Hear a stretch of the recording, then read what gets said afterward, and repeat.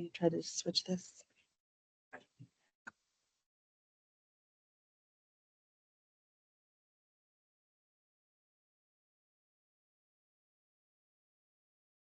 I think you just click it. You can use these arrows right here. That's the best way. Just use the arrows. Yeah. Okay. You'll have to talk because Are we ready to ride? yeah. All righty. Uh, Good morning, everyone. I'm honored to be the first in a series of speakers today, the guest of Career Services, and they'll be talking to you about what comes next after graduation all day long. And we're going to start off our day with studying leadership and how that requires solid, steady communication, emotional maturity, and it's accompanied by a series of self-reflective surveys, and I will provide a link to those after the presentation, but I've included some of what's there in our presentation. My name is Josh Houston. I'm a senior lecturer in the School of Communication Studies. You see my email address there. Feel free to ask any question of me in the days to come. And this is a little bit about the path that we're going to follow this morning: the leader-follower relationship, teamwork and conflict resolution, listening and nonverbal communication, thinking and innovating like a leader, leadership styles, and climate impact. First thing that I would do if I wanted to think about my future as a leader is to think about what kind of follower am I? Because that's going to help you in the near term, and in the long term in your leadership positions. You can think about what motivates followers and how that relationship can be maximized for success. Always keeping in mind that what we're calling followers are colleagues, employees, members of the group to which you belong. That's what we're calling followers. And they are of two minds, as we all are.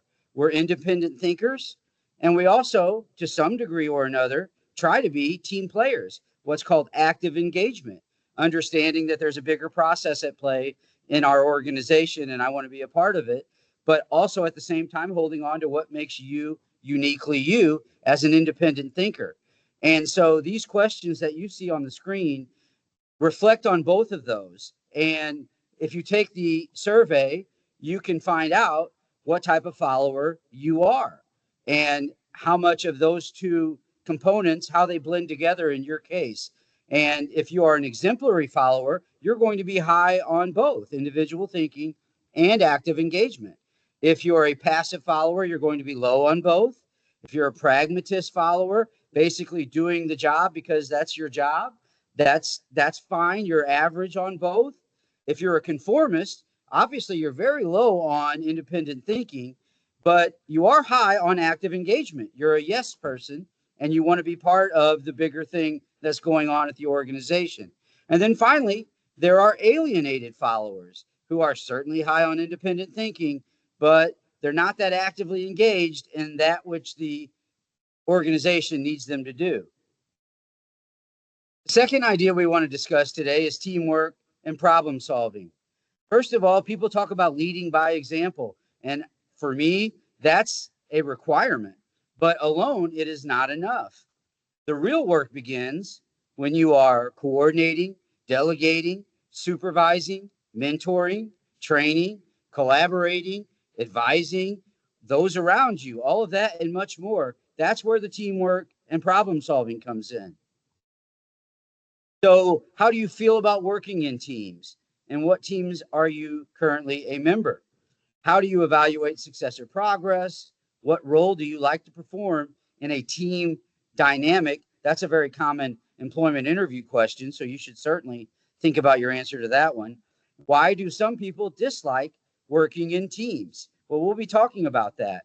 When we say teams today, we could be talking about any number of entities. It's a group of behaviorally integrated, interdependent, but diverse people who come together to share information, collaborate, make decisions, and problem solve. Could be a task force, a board of directors, a committee, a project team, a working group, an account team, any number of groups to which we are all asked or volunteer to belong in our life and career. We form these teams because they offer great advantages. Diversity of ideas equaling better results. A lot of us are motivated because we have a commitment to our colleagues that are in this battle with us in order to meet the moment. Filters that exist because there's more than one of us. That means we're exploring possibilities, predicting problems better, and avoiding those problems and mistakes as a result. There's often better acceptance from others of the results of the work of a team as opposed to a single individual. And many of us, let's face it, we find it rewarding. It can be a joy to work with other people. So it's an opportunity to meet new people, learn from them, and grow together. There's no use in forming a team if the team is reflexively going with the first idea that is suggested. Brainstorming is a necessary component of the beginning process, the beginning of the process by which you solve or plan. And this scamper idea is just one acronym that you can use to give yourself a lot of ideas for how can we brainstorm. Remember, if your first idea is really the best idea, you can always come back to it. There are, of course, disadvantages of working in teams. We know from our work at the academic level, sometimes not everyone wants to achieve at the same level. There can be conflicting goals. Not everyone has the same goals as a starting point. There can be unequal power within any group, and some individuals will overly influence group decisions. And that's why that brainstorming idea is so important, to make sure everyone gets involved. There can be a deadlock, a total lack of agreement, which leads to inaction. It takes time to make good group decisions. And there is risk. For example, an overly compromised decision may reflect decision of the group, but not necessarily that of any individual members. And is it going at the end of the day to be the right decision? There's also this idea of peer pressure. It follows you through life and through your career to a degree. It's called the Aviation paradox. Team members express support for an idea that they don't privately support. If you're someone that feels peer pressure, you're likely to go along with whatever idea is suggested at the table. We want to be reflective thinkers in our teamwork. What is the problem or challenge, and what are the known relevant facts? What are the criteria for any solution? What are the possible solutions? Which of the possible solutions is best? And how do we implement the solution? The survey that you can take will have questions like this on it, and that will help you determine your attitude toward teamwork generally, your attitude toward your own role that you tend to play on a team, and how you think about the leader's role in a team dynamic. And so questions like, I believe a team outperforms that which I can do on my own, or I'd rather work in concert with others than work independently, will help you understand your attitude toward teams. Questions like, I facilitate the introduction of new information to others. I encourage team members supporting their efforts. That will help you think about your own role in teamwork. And then finally, statements actually, such as leaders track team progress, or conversely, members can lead themselves without a formal leader in place. These help you reflect on your attitude toward the leader's role in a teamwork environment. The third idea we want to talk about today is conflict resolution. So I would ask, as we set out on this part of our discussion, how are you at responding to setbacks? What's your willingness to change level like? Do you have a spirit of partnership and a team orientation? Are you good at making a mid-course correction? Are you good at and willing to respond to feedback? Can you avoid stonewalling and infighting within a team dynamic? And are you someone that can see your own flaws clearly? These are going to be things that you're going to need if you are going to engage in conflict resolution. So conflict comes in all shapes and sizes at the workplace and throughout your career. It can be occasionally personal, unfortunately, which means it's about how you feel about someone else and maybe how they feel about you. It can also be interpersonal, which means in a particular moment, what someone said and what you might have said and how people feel about that. And it also can be competing groups. And I see this a lot in organizations. You might have thought you would leave that behind as you left high school, but no, there are departments that are very competitive with other departments. There are units, there are West Coast offices and people competing within that internal dynamic. And of course, that can be good, but it can also lead to problems. Ego, resources, power, and status are often at the center of such a conflict. Conflicts not handled effectively can shake the foundation of even a successful organization. So, how do you behave when in a conflict? Do you have the skills to prevent conflict from escalating? What if those you work with can't get along or work effectively together? Can you fix it? Again, that's another common employment interviewing question. What if you personally disagree with others? Do you have the skills to work effectively with them? So let's talk about managing a conflict versus mangling a conflict. And so when we are managing a conflict, we start with dialogue and engage in respectful back and forth with our colleagues. We'll talk more about that in a bit. We try to understand there are, of course, many sides to the same story. The better you can understand what's going on, the more likely you are to find a path to a solution. Cooperate. There's a resolution somewhere that's to the mutual satisfaction of everyone involved. We just have to find it. Allow for dissent. There can be challenges and people can be confronted and there may need rather to be a process that will uncover the truth. And then finally, let's think about those four. Which of the previous four come to you most naturally? Now let's look at mangling a conflict. These are actually, for the most part, destructive behaviors. Attack, make accusation, be passive aggressive, use sarcasm at the workplace in a moment where there's a disagreement. Probably not a good idea.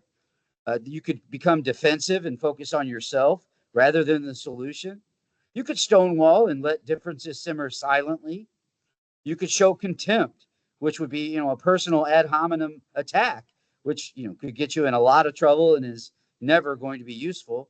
So looking back at those four, which of those previous four riles you the most and makes you the most uncomfortable? So let's talk about some winning habits because that's what you're here to learn and that's who you are.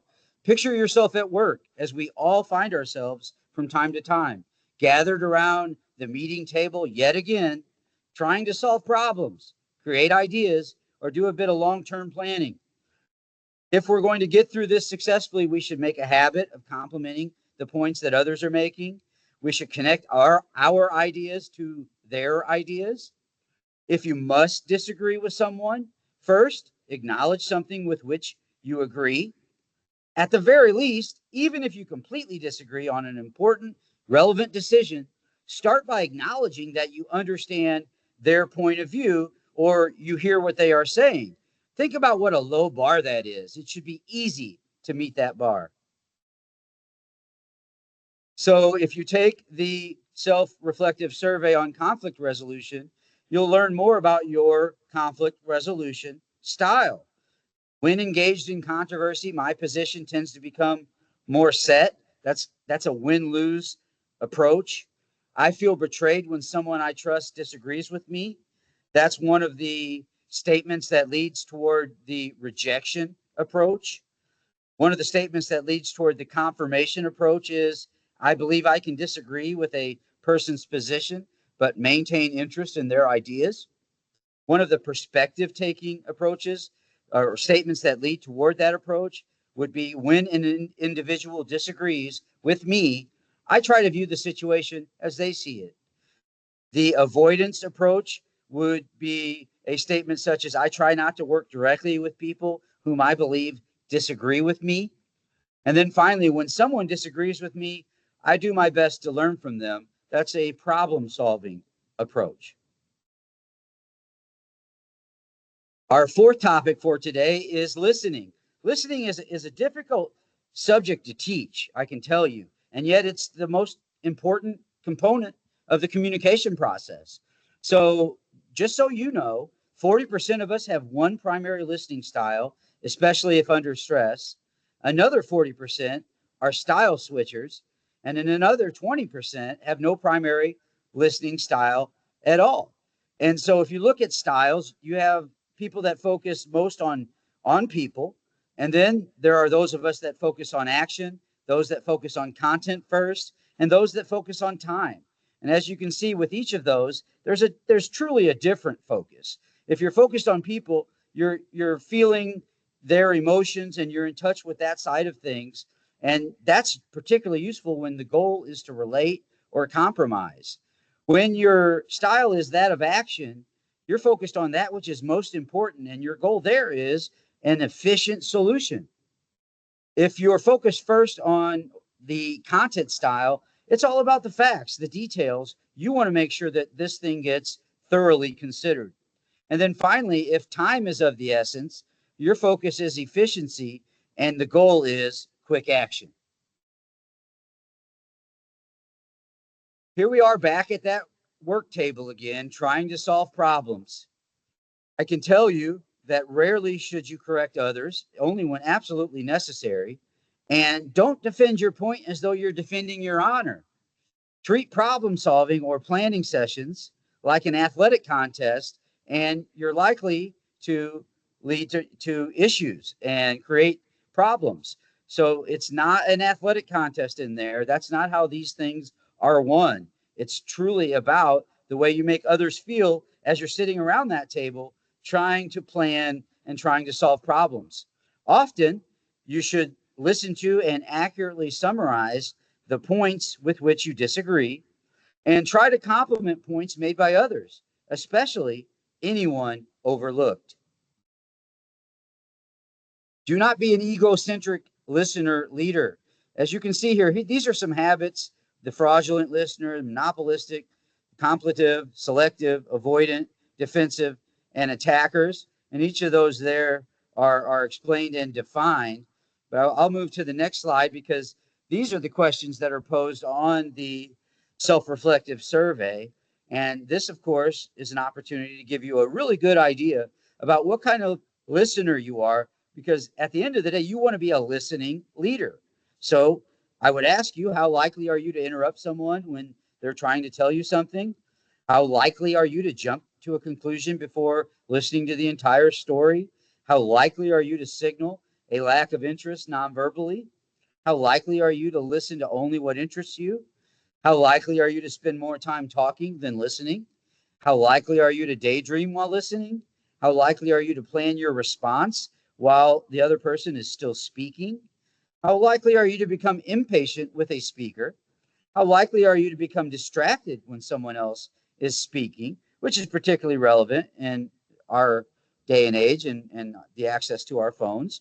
How likely are you to let your emotional state get the best of you? Our fifth topic for today is presenting yourself like a leader, which is another way of talking about our nonverbal habits. And to start off, let's talk about the importance of this subject. Words actually only carry about 7% of a message's emotional meaning. And it's the emotional meaning of most messages that are of most importance to us. So words only carry 7% of that. Verbal tone carries 38% of that message's emotional meaning. But facial expressions, just think about that, carries 55%, most of a message's emotional meaning.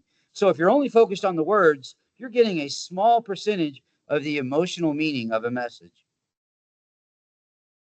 More reasons why nonverbals matter.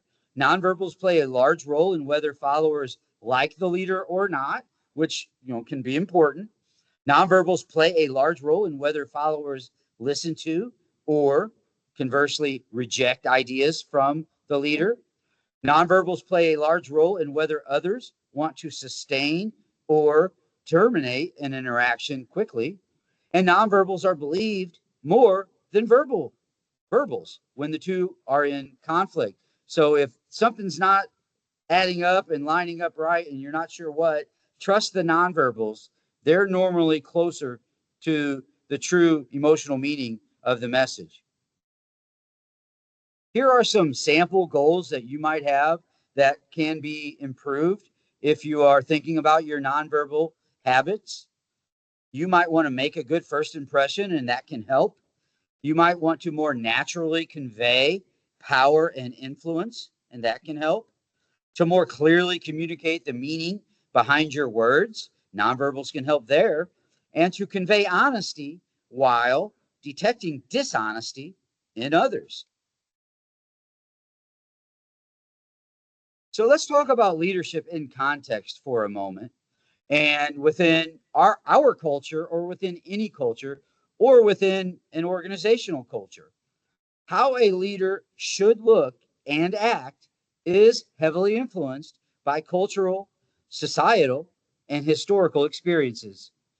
It is, and I think this is important, it is up to each of us to decide which expectations we wish to value, strive for, and embody, and which expectations to question, challenge, modify, or reject outright. Looking at this lineup, can you identify the leader in this lineup? No, of course you cannot. That's not how it works. And so cultural norms, societal norms are always changing. And so is our conception of what a leader might look like or how they might behave. So these are the kinds of questions you will see on the self-reflective survey. How is your posture generally? Do you make eye contact with others when speaking? Does your voice sound confident to you? Do you show concern for others with your nonverbals when appropriate? Can you control your face, tone, and hand gestures when emotional? Do you walk into crowded rooms with confidence and look confident doing it? And I ask you, what does your resting face say to those who don't know you?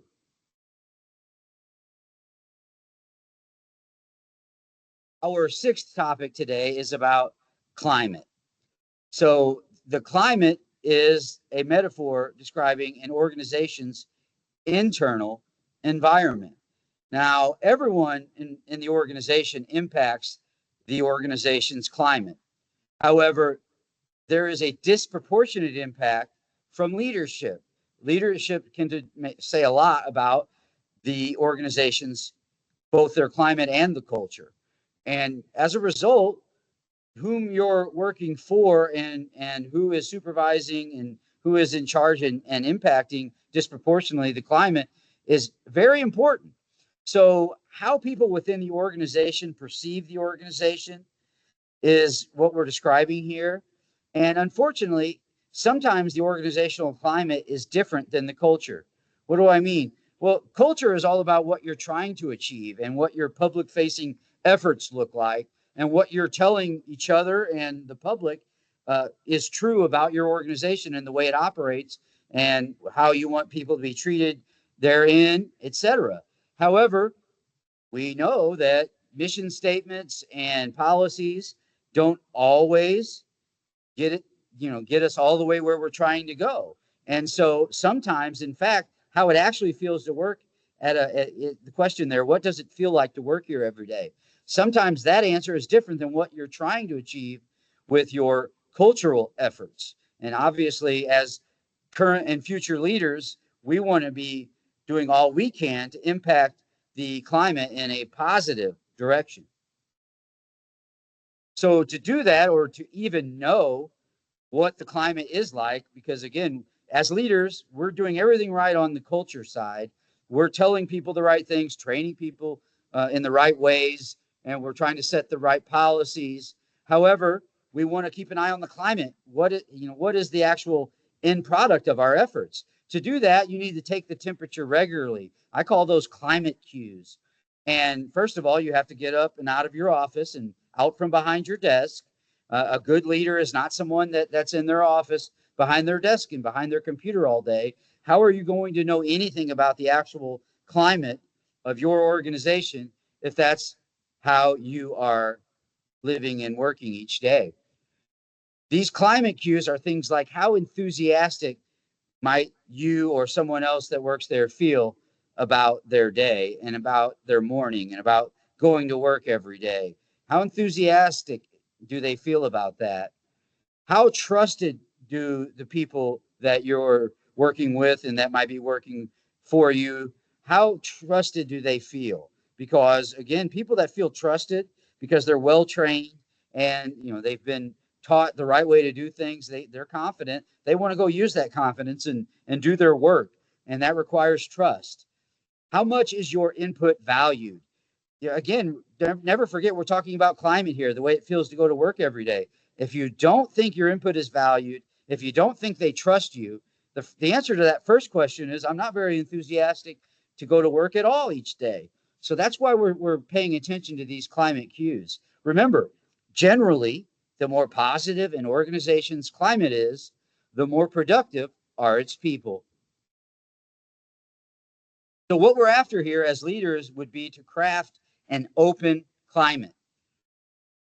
Factors in an open climate are things like supportiveness, participative decision-making, which we were just talking about, trust, which we just mentioned, openness and candor. And then finally, and I would say a very key aspect is high performance goals. Because focusing exclusively on follower welfare and input can slow or impede needed task decisions. However, conversely, dehumanizing your followers leads to lack of connections, strictly top-down decision making, which leads to lower productivity.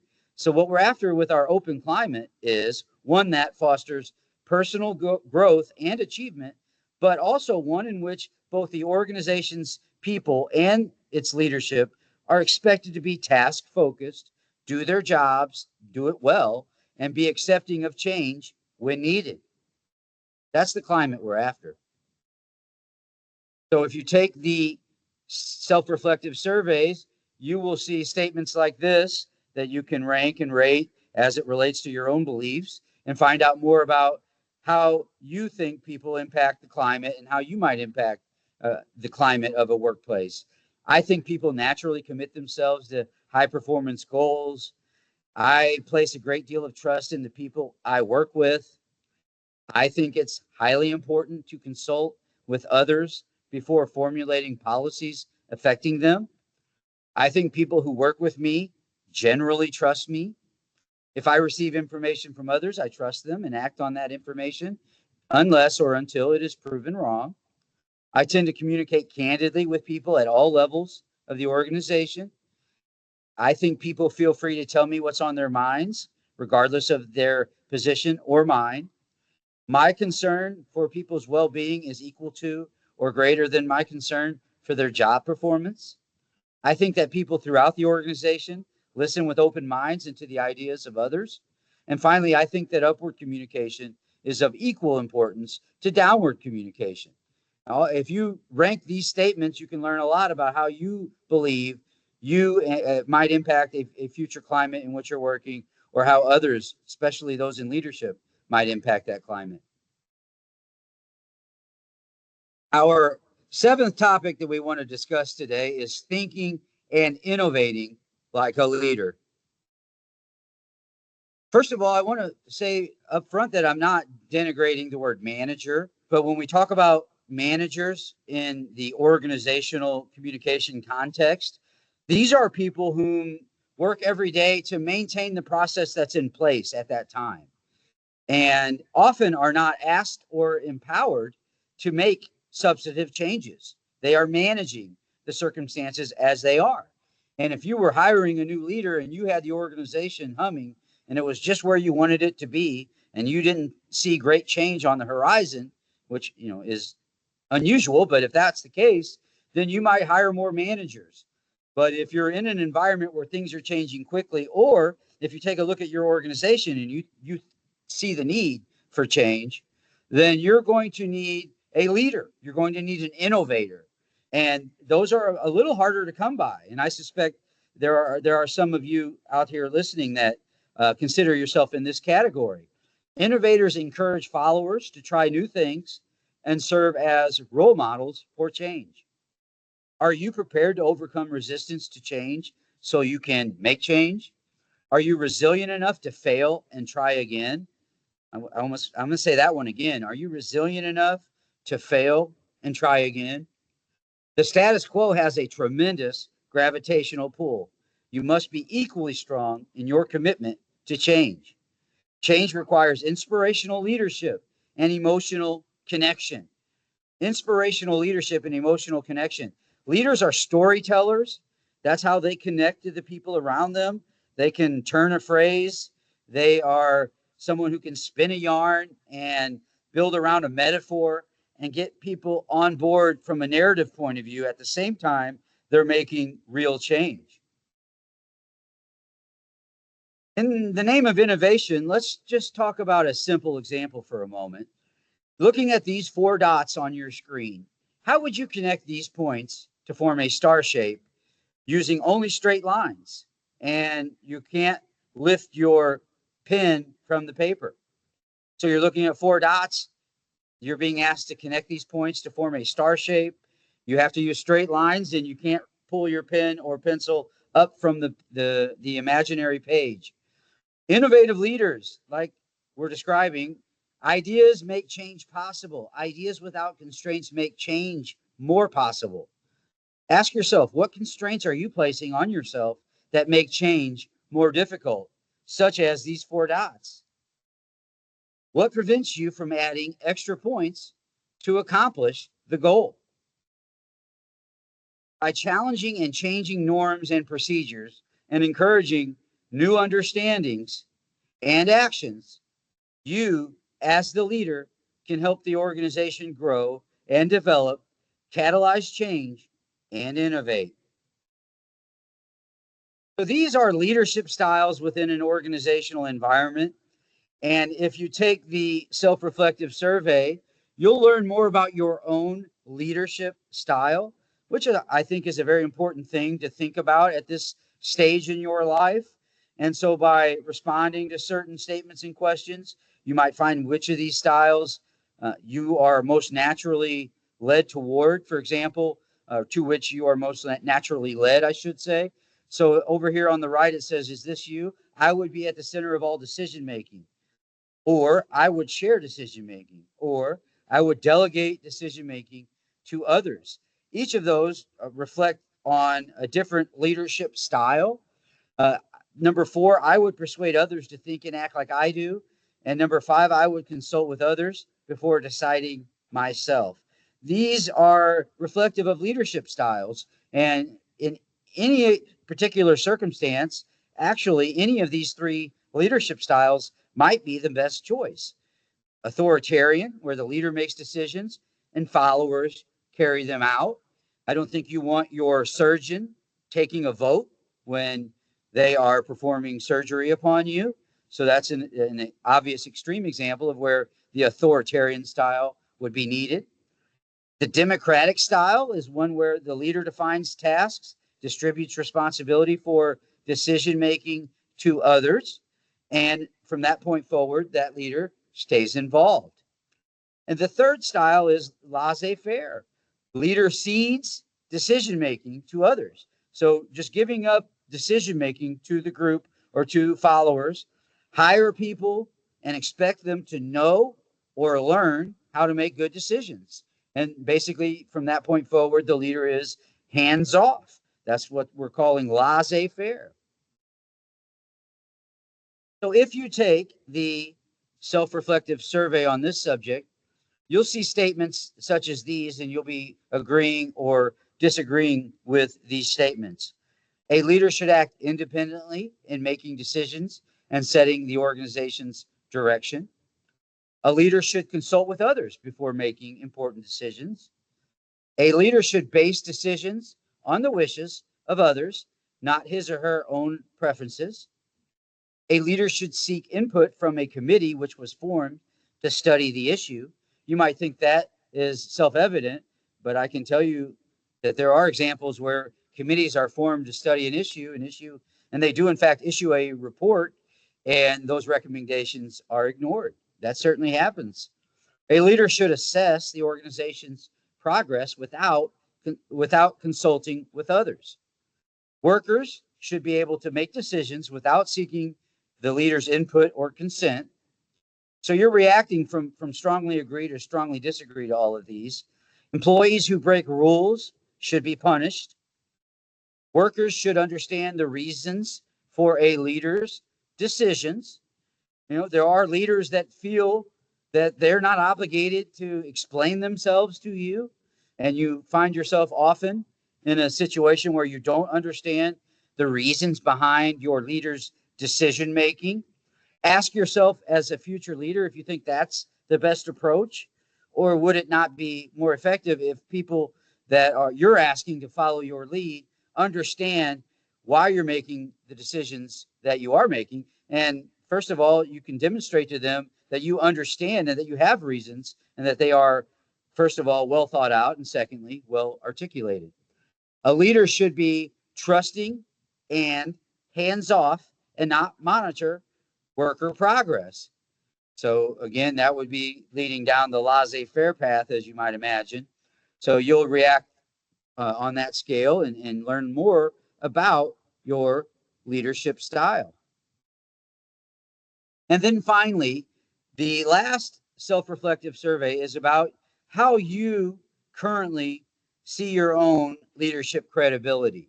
And if in fact you are a college student or someone at the beginning portion of your life and career, then do not feel badly in some way if, for example, there are categories here that you think you have a way to go, that you see room for improvement. That would probably be a good thing at that stage in your career to understand on what you need to improve.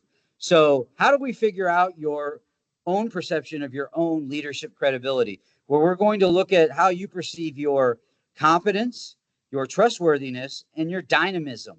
And as you can see here, we're using a 1 to 5 scale on that particular self-reflective survey. And 5 is the high score and 1 is the low score that you're giving yourself.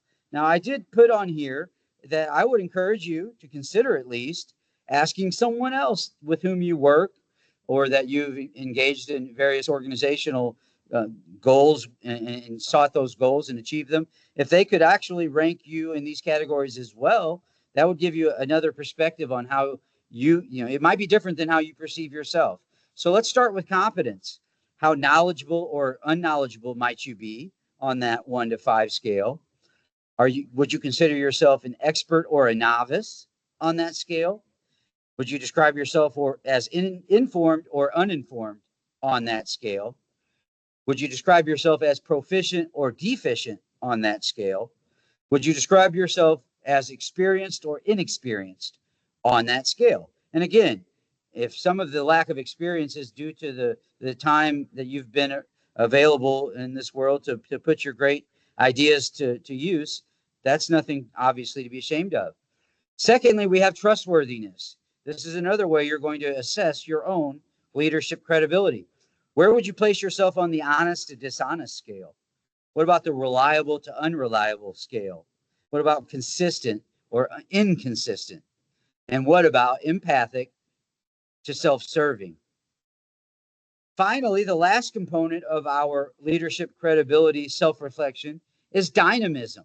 Remember, we already acknowledged that leaders need to emotionally connect with those whom they hope to lead. Where would you place yourself on the active to passive scale? How about charismatic to boring scale? How about energetic to lethargic scale? How about the assertive to hesitant scale? And how about the personable to distant scale? Again, 1 to 5, ranking yourself. I'll include a link to all of these self-reflective surveys after the presentation. That will be added so you can take the full surveys. So for those of you that are students here and that will be here in the fall, I just want to invite you to take a course on this subject with me.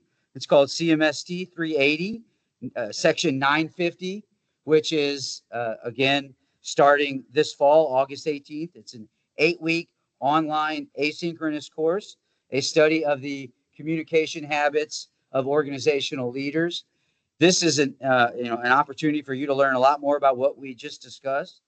And I want to acknowledge that the source for this presentation is the textbook that we use in that course, which is Leading with Communication, a practical approach to leadership by Terry Quall Gamble and Michael Gamble.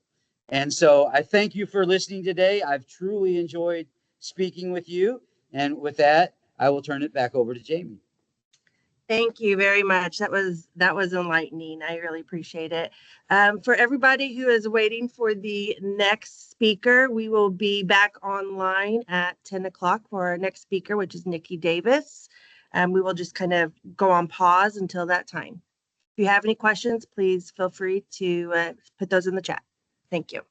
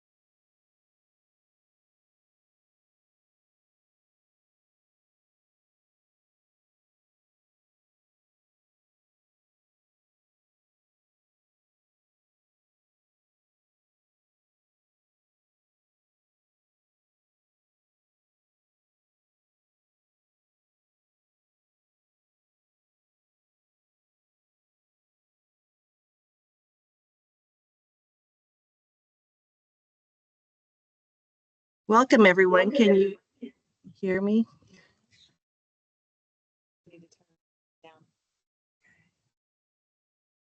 Yes, I can hear you.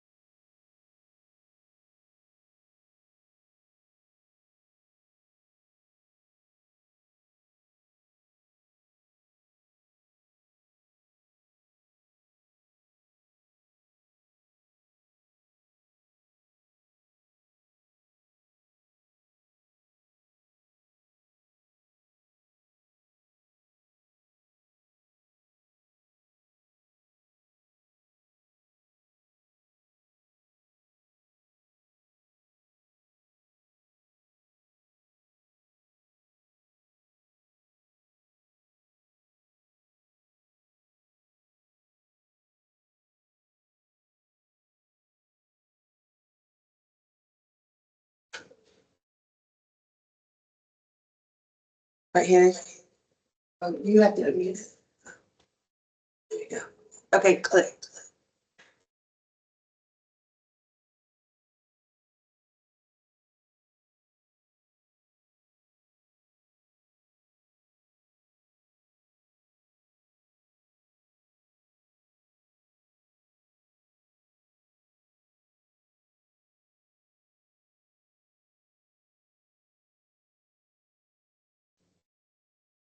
All right, now try. Yeah, see, we're getting feedback off your computer, so please turn your speakers down. We've got two computers running in here, so we're trying to figure out the best way for you to hear us and us to be able to see all of you. But I think we're good.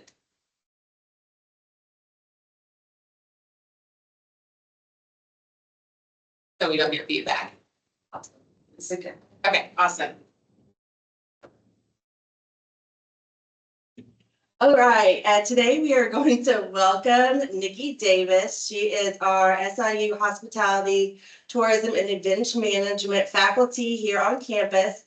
And she normally does a lovely event for us called the Etiquette Dinner. But this year we're going to do things a little bit different. And we decided to do this presentation instead called What the Fork? How do I eat when people are watching me? I love the title. I do. So feel free to ask questions in the chat. She's going to have a little bit of some interaction maybe as we go along. So if you don't have anybody around you that you can do some practice with, you can save that for later. Just remember those activities. But I'm going to go ahead and turn this over to Nikki right now. All right, so my first question, Jamie, is can they see us now? They cannot see Okay. us. All right, just making sure. Because we look really cute today. So all right, welcome everybody. We do have a few folks here in person and a handful online. So we'll be kind of working with both audiences a bit this morning. So thank you, Jamie, and to your staff for putting this together. This is a new initiative this year, and I'm really excited that we're doing a day-long event for students.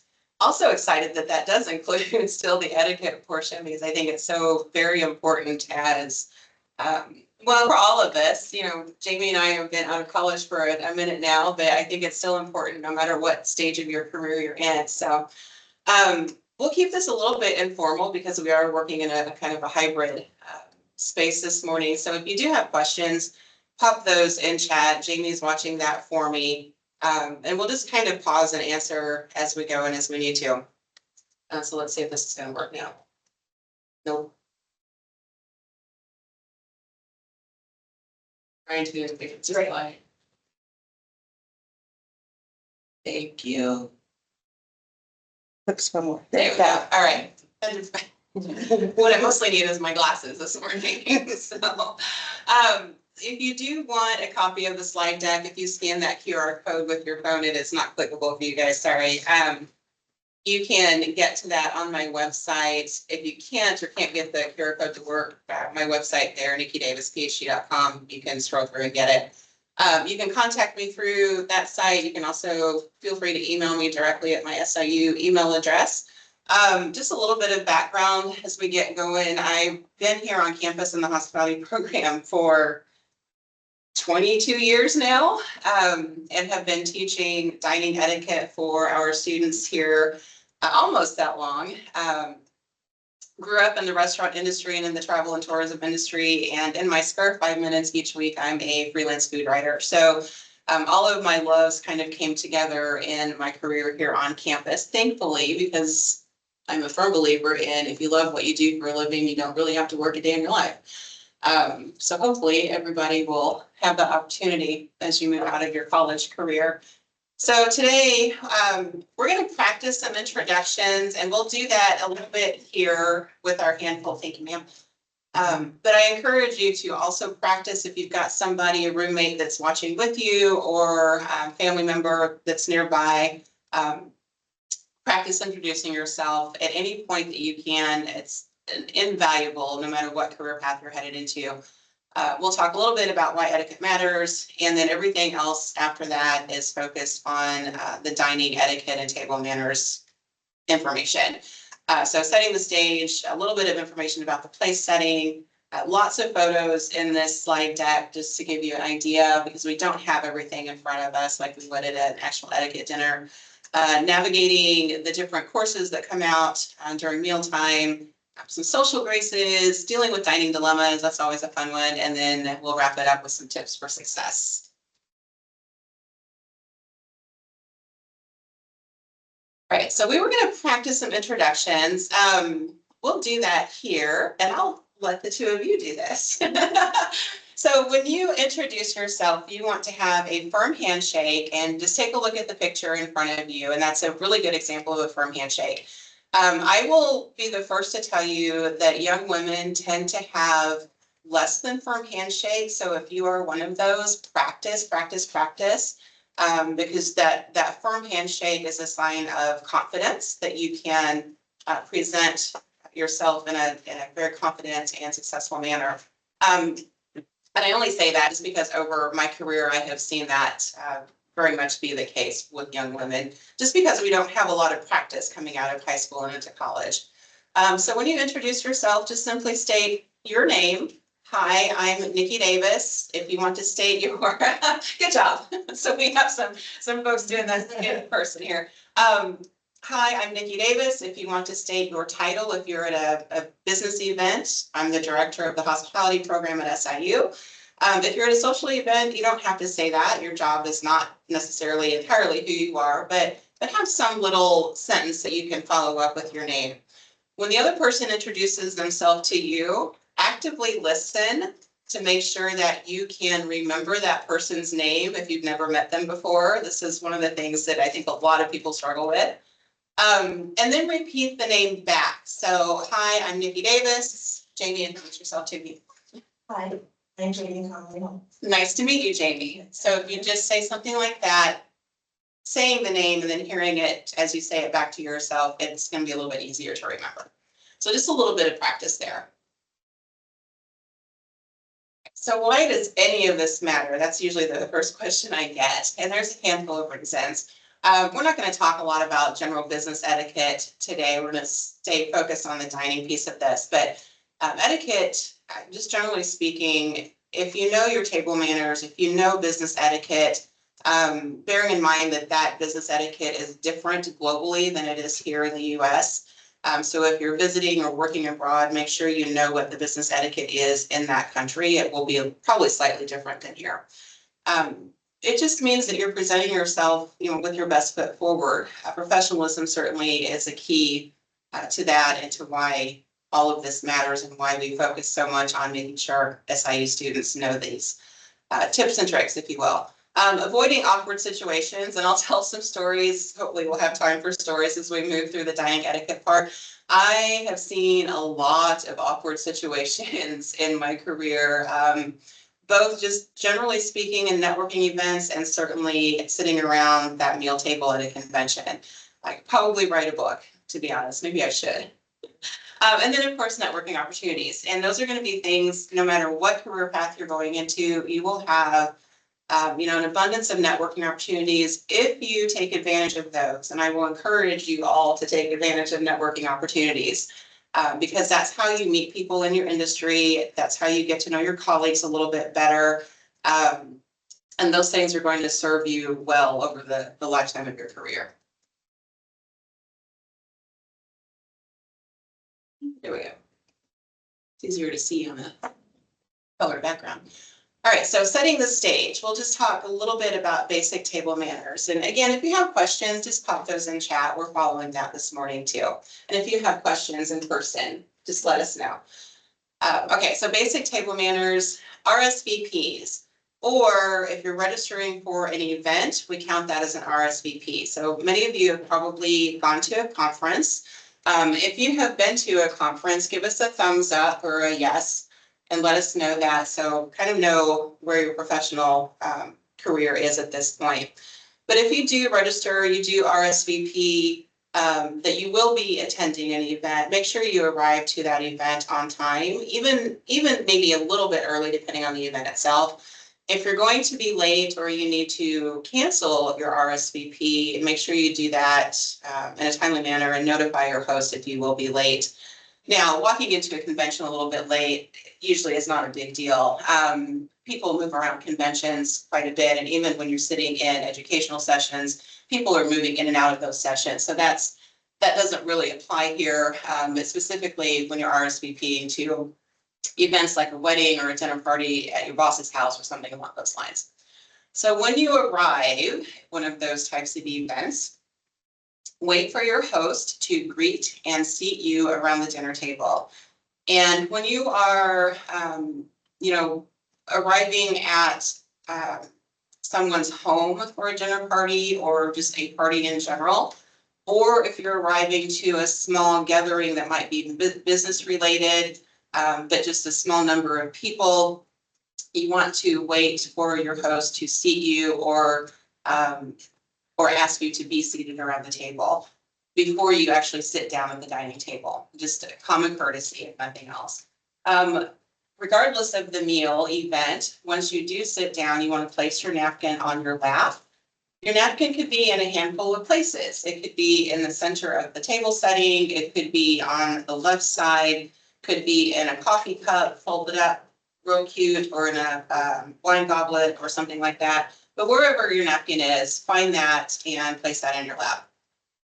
A lot of the things that we do in dining etiquette are signals to our servers, our wait staff, about what they should or maybe should not be doing from a service perspective, and I'll point those out as we go. But placing that napkin in your lap is an indicator to your server that you're ready to be served your meal. Wait until everybody is served at your table before you start eating. Now, there are some differences in this. If you sit down around a banquet table at lunchtime at a convention that you're attending, typically you'll have salad already sitting there. It is permissible to go ahead and start eating even as people are kind of filing into that room. But if you're at like a fundraising gala, or here locally, our chambers of commerce offices have annual events each year, awards, banquets. Those are situations where you want to wait until everybody is seated before you start eating. When you're being served, depending on how the servers have been trained, very frequently they will serve ladies first. I still see this, so gentlemen, don't flip out if you get skipped. They'll come back around here to you. But I say that because it's still pretty common out in professional settings. You heard this growing up, elbows off the table. So I'll leave that at that. We'll talk about that a little bit later. Certainly chew with your mouth closed, don't talk with your mouth full. All the things that we have learned growing up are still in effect here. Pace yourself. Eat at a moderate rate. It's okay to have conversations with the people that are sitting around you.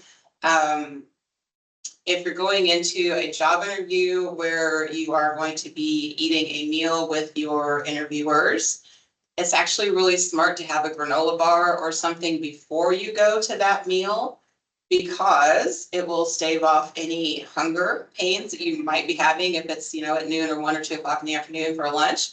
That way you're not just absolutely famished you want to stay focused on the interview and not on what you're eating. So kind of use your best judgment there. Certainly be respectful of the other people sitting around the table and in the room. And last but not least, put the cell phone away. Business lunches with your colleagues, we all have our cell phones out sitting on the table because we're kind of in business, workday mode.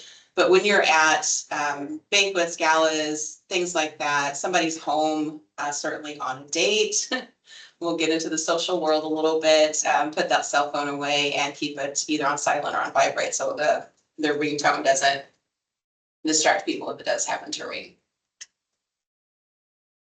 All right, here's an overview of the place setting. Have lots of photos of this moving forward. So the things that are going to be basic on an American Western place setting, and this is a little bit different in Europe sometimes, and this is certainly different in Eastern countries, Asian countries. So dinner plate, and that is the larger white plate in the middle. I'll try to describe these because they're not labeled. The salad plate is actually the smaller white plate on top.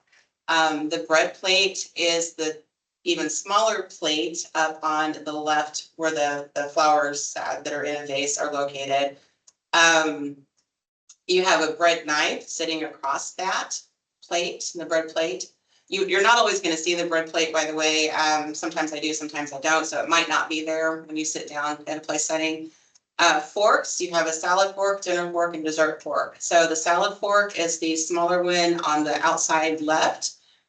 Inside there, the larger fork is the dinner fork. That's how you tell the difference. Salad fork's a little bit smaller. And then the dessert fork is the one that is above the place setting. That is my favorite fork because usually that means cheesecake. So then you have a dinner knife and a butter knife. Typically in your informal or maybe less formal place setting, the dinner knife, certainly we're all familiar with that. We have them on our flatware at home. That's the one immediately to the right of the place setting, and then the butter knife. You may or may not have a butter knife at the place setting, but that in that photo is the one across the bread plate. Okay, so spoons, a soup spoon and a dessert spoon. Sometimes the dinner spoon is actually not labeled there. So we have dinner spoon, soup spoon, and dessert spoon in that photo. The dinner spoon is the smaller of the two, sitting right next to your knife. The soup spoon is the larger of the two. Soup spoons sometimes are the same shape as your dinner spoon. Sometimes the bowl of the spoon is actually a round shape as opposed to that oval that we're used to. And then your dessert spoon is above the dessert fork. You typically won't have both of those at a place setting. I do that for photos just so I can explain what they are. You'll have one or the other depending on what type of dessert you're having.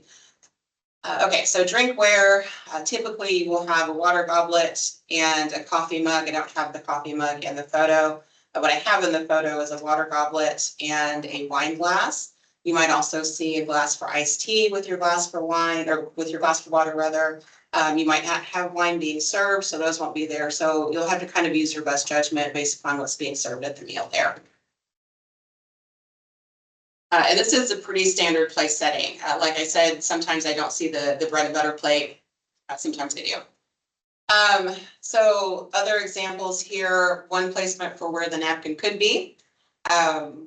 And then the coffee cup is there and the water goblet is sitting there as well. So that coffee cup might actually be sitting next to the spoon, but I think we all know what a coffee cup or coffee mug look like. So I'm not worried about you being able to find that one.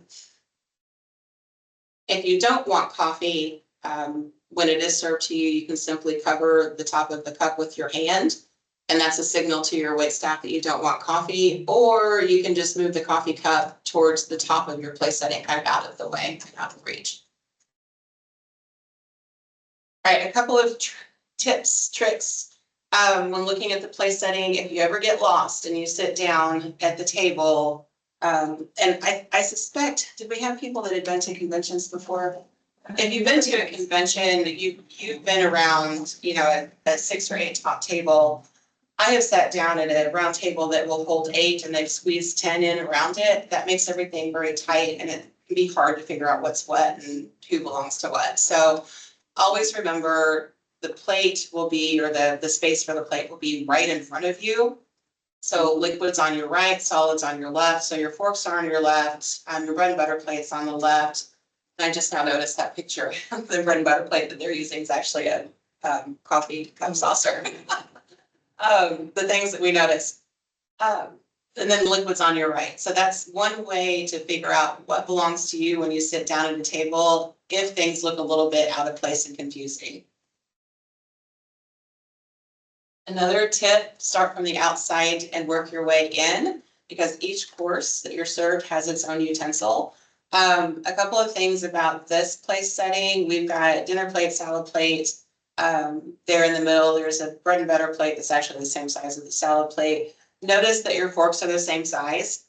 That's actually pretty common, oddly enough, largely because it's easier when you're setting, place settings or tables for 1,000 people at a banquet. It's actually easier not to worry about the salad versus the dinner fork. So you might have forks that are the same size. Just always remember that the salad fork is the one on the farthest edge, and you kind of work your way in. What will happen in the service process is, as your servers remove things from your table, they'll remove the utensils that go with it. So once the salad plate is removed, the salad fork will go with it. Once your soup is removed, if you're being served soup, the soup spoon will go with it. Once your main course plate is removed by the server, your knife and fork will go with that. So as you go through the meal, you'll actually be dwindling in number of utensils that you have on your place setting. Any questions so far? Nope. Okay. Okay, so basic rules for the place setting, and we'll just kind of talk about the photos that are there. These are good things to practice too. Each one of these is a signal to your servers here in the States. And in European countries, they're slightly different with knife and fork. And depending on if you're right or left-handed, sometimes they can be slightly different too. But these are the basics. So when you are eating and you are resting because you're having a conversation with somebody at your table, you can place your knife and fork in that resting position. That's a signal to your server that you're not finished eating. They don't need to be removing your plate quite yet. The finished eating there at the bottom, and sometimes you'll see this at an angle. I also see people place their knife and fork from like the 9 to 3 o'clock on a clock. It kind of depends on where you're from, but either one of those is an indication that you are finished with your meal, even if there's food still on the plate, and your server can remove that plate from your place setting. Notice too that the blade on that knife is facing down or downward. And when we get to another place setting, I'll point out, if I remember, I will point out that the blade faces in on the place setting. That's kind of a safety mechanism to prevent somebody from cutting themselves when they go to grab that plate or grab that knife. So blade's always in or facing down. The soup situation can be a little bit tricky depending on how soup is served. So if you have a soup cup or bowl that comes out with a saucer, then resting and finished is the same, but you place that soup spoon on the saucer, not in the bowl. If you've got just the bowl and not the saucer, then you put it in the bowl. So it just kind of depends on things, how things look in front of you. Don't place used utensils back on the table. And certainly if you're in somebody's home eating a meal, you don't want to do that because you run a really high chance of staining the table linen. So we try to be cognizant of that and considerate of that. Unused silverware, if you don't use your knife, if you don't use your dinner spoon, just leave it lay where it is and the servers will remove it when the time comes. Something else that we haven't talked about quite yet is when you have bread and butter on the table or salad dressings or things that you need to pass around to people. What you want to do is whoever's closest to the basket of bread, for example, will pick that up, offer it to the person next to you, and then pass to the right. So, and it's okay if this happens backwards, as long as it keeps going the same direction. So you want to either offer to the person on the right or left of you and then pass the opposite direction. Technically, we want to pass to the right, but all things being equal, as long as things are headed the same direction to avoid confusion, we're okay there. Right, napkin use. This is where we would do some fun stuff in person with napkins. That napkin's going to be sitting in any number of places when you sit down at your place setting at the onset of the meal. So make sure you do put it in your lap to signal servers that you're ready to eat. And that's the case even if you're eating, here in town at Chili's or someplace. But if you do leave the table to use the restroom, take a phone call, whatever the case is, place your napkin to the left of your place setting. Just kind of gently fold it up and place it there. That is a signal to your servers, your wait staff, that you will be coming back to your place setting. You are not finished. Now, the finished part is a little bit trickier because a lot of people will lay the napkin in their seat. A lot of people will lay the napkin in like on top of the dirty plate. I don't suggest doing that. But really what you want to do is fold it up nicely and lay it next to your place setting. So the cues are just slightly different. Another option for resting is to lay the napkin on the back of your chair. I don't see that frequently, but it is an option. A lot of people also will leave it lay in the seat of the chair. So the clues are a little bit different. Servers are going to be cognizant enough to know if you're coming back or not. Knock on wood. I've had a few that haven't been, but those are stories for that book I'm going to write sometime. Okay, so navigating the courses. This is the meal order here in the States, slightly different in European countries, other Western countries, very different outside of that world. So we'll stay focused here in the States. That being said, again, if you find yourself studying abroad, working overseas, visiting, living, whatever the case is, study up on the dining etiquette where you're headed or where you're at. So typical course order: appetizer, which may or may not be something that comes to your table. It might be a reception type of situation. Salad, then soup, then entree. Good morning. And then your dessert. The two that might get flopped there are the soup and salad. Typically salad should come out first. It doesn't always, and you might not be served soup at all. So you'll have anywhere between 3 to 5 courses. Typically, I will tell you, I've been in situations where I've had as many as 14 courses. And that's another class altogether. We teach that part in the program. All right, so the way that we handle things, and I'm going to do my best to describe without being able to show you, hence the photos. Handling soup, most of us eat soup, and we scoop the soup, that's hard to say, toward us with the spoon. You actually want to scoop away from you when you are spooning soup out of the bowl, primarily because if you should spill or slosh that soup, you want it moving away from you and not toward you, especially if it's a hot soup. You might be served a cold soup, by the way. But if it's a hot soup, you don't want that spilling onto you because it's hot, or onto you because it could stain your clothing. So we scoop that away from us when eating out of that bowl. That's a hard thing to get used to if you've not ever done it before. Most of us don't grow up eating soup that way. But something to practice nonetheless. So have some soup for dinner and practice that one tonight. Eating salad, you want to use your salad fork. And a lot of salad forks have, or let's say traditional salad forks have a tine on them, the tines of the fork. The outer tine will actually have a thin, whiter edge on it that you can use as a knife. Did you guys know that? They don't all, newer flatware doesn't necessarily have that. So look at your salad fork and see if you do or not. If you do, that's sharp enough to cut through vegetables, lettuce leaves, certainly. Hopefully your salad is cut in bite-sized pieces and you don't have to worry about it. But if you do, it's okay to use your knife as well. Knife and fork techniques, I'll let you look at that photo for hand placement. Whether you're left or right-handed, this can be different. If you're American versus European, this is different in how we do things. Most of us, if we're right-handed, grow up kind of switching that fork back and forth in our hands based upon if we're cutting or not. What you really want to do is to have the best control over your knife and fork hold them in the way that the person in that photo is holding them. So with your forefinger on the base of where the knife blade meets the handle and where the tines of the fork meet the handle, it's going to give you the best control over using those two utensils.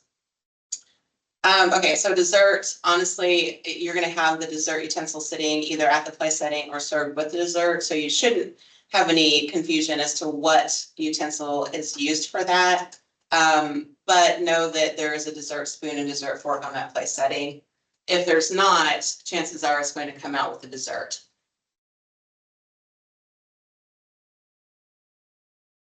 All right, social graces. We'll do some conversation starters here in a bit. Listen, active listening.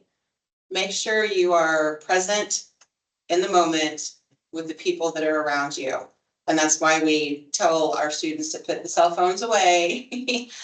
Make sure you are actively listening to the conversation. Avoid sensitive topics. There are 3 basic topics that you want to avoid in mixed group settings. This does not count with your friends and family. That's a totally different situation.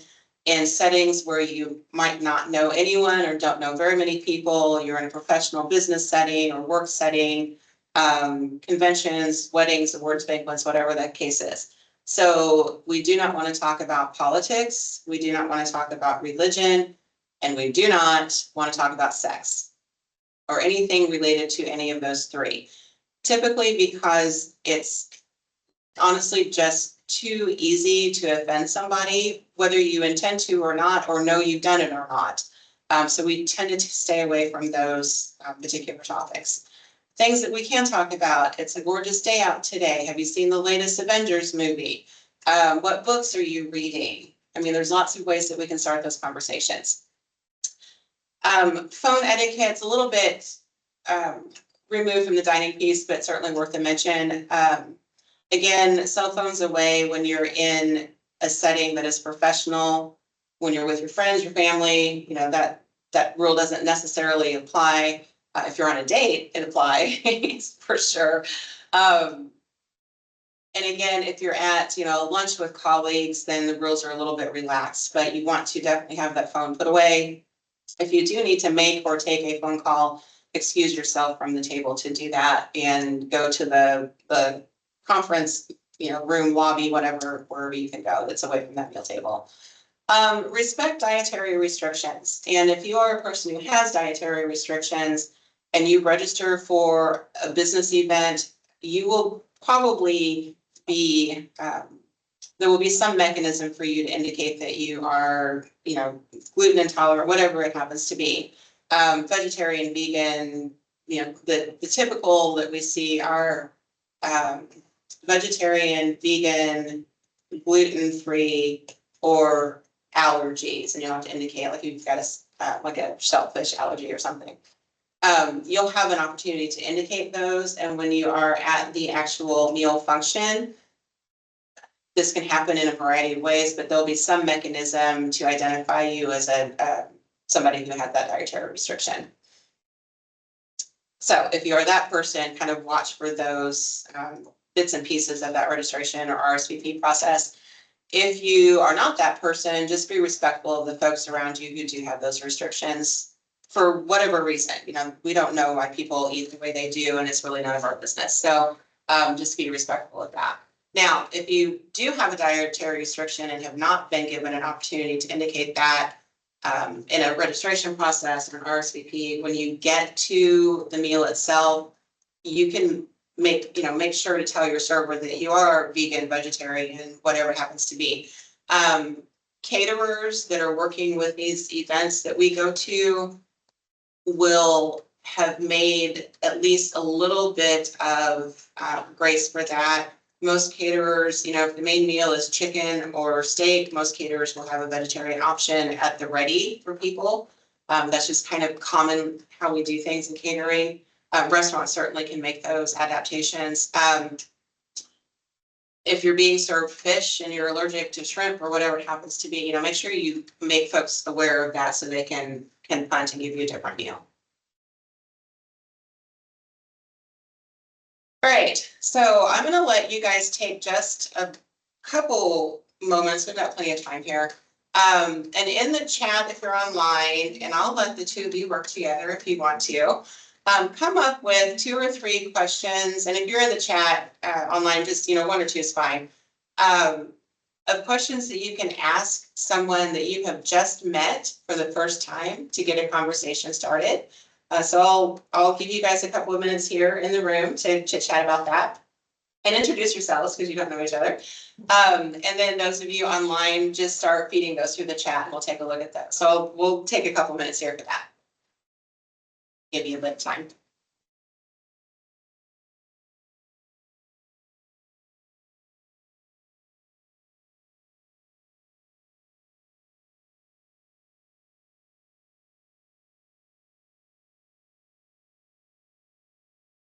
This is always my favorite part.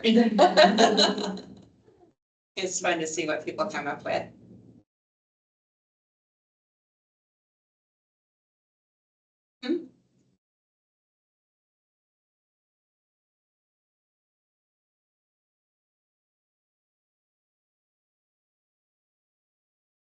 And don't be shy online. There's really no wrong answer. I've already given you the 3 areas to stay away from.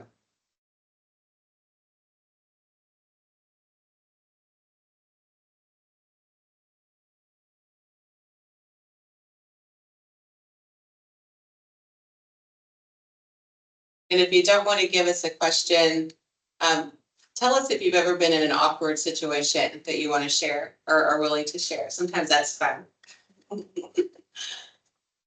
To point out ways to get out of some of those awkward situations. Ladies, what'd you come up with? So just based on the photo, it looks like they're like at a conference or something along those lines, or a work event.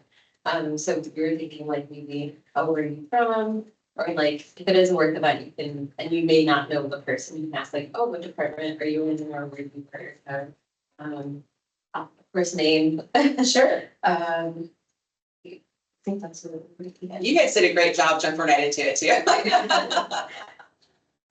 So you can, those are great options, great ideas. Ask somebody where they're from. That gets them talking about their hometown if you're at a convention where people are coming in from all over the place. And then you can carry that conversation a little bit further. And, what do you love about your hometown? Is there something unique to do there? If you're at a work event, another good suggestion, thank you, was to ask about what department is that person working in if it's a large company and you're meeting that person for the first time, or if you're new to the company yourself. That's a good way to get to know the different people you're working with, even if you don't work with them directly every day. So those are great options. No questions on the chat. Nothing? Oh, you guys, come on. Breaking my heart here. So I rattled off a few other examples earlier. Just, we call this small talk to get us started in a conversation. If you are at a conference, you can talk about the conference topics. What's been your favorite session so far, or your favorite speaker so far? Did you enjoy the food at lunch? That's always a good one for me to ask because I'm always after that feedback at events. Talk about the weather, talk about, again, books that you've read recently, talk about movies that are coming out, stages of life, if you're comfortable with that, if you've got, kids, whatever the case is. So a lot of ways you can kind of generate that small talk conversation. All right, don't ever order that hamburger if you're on a job interview.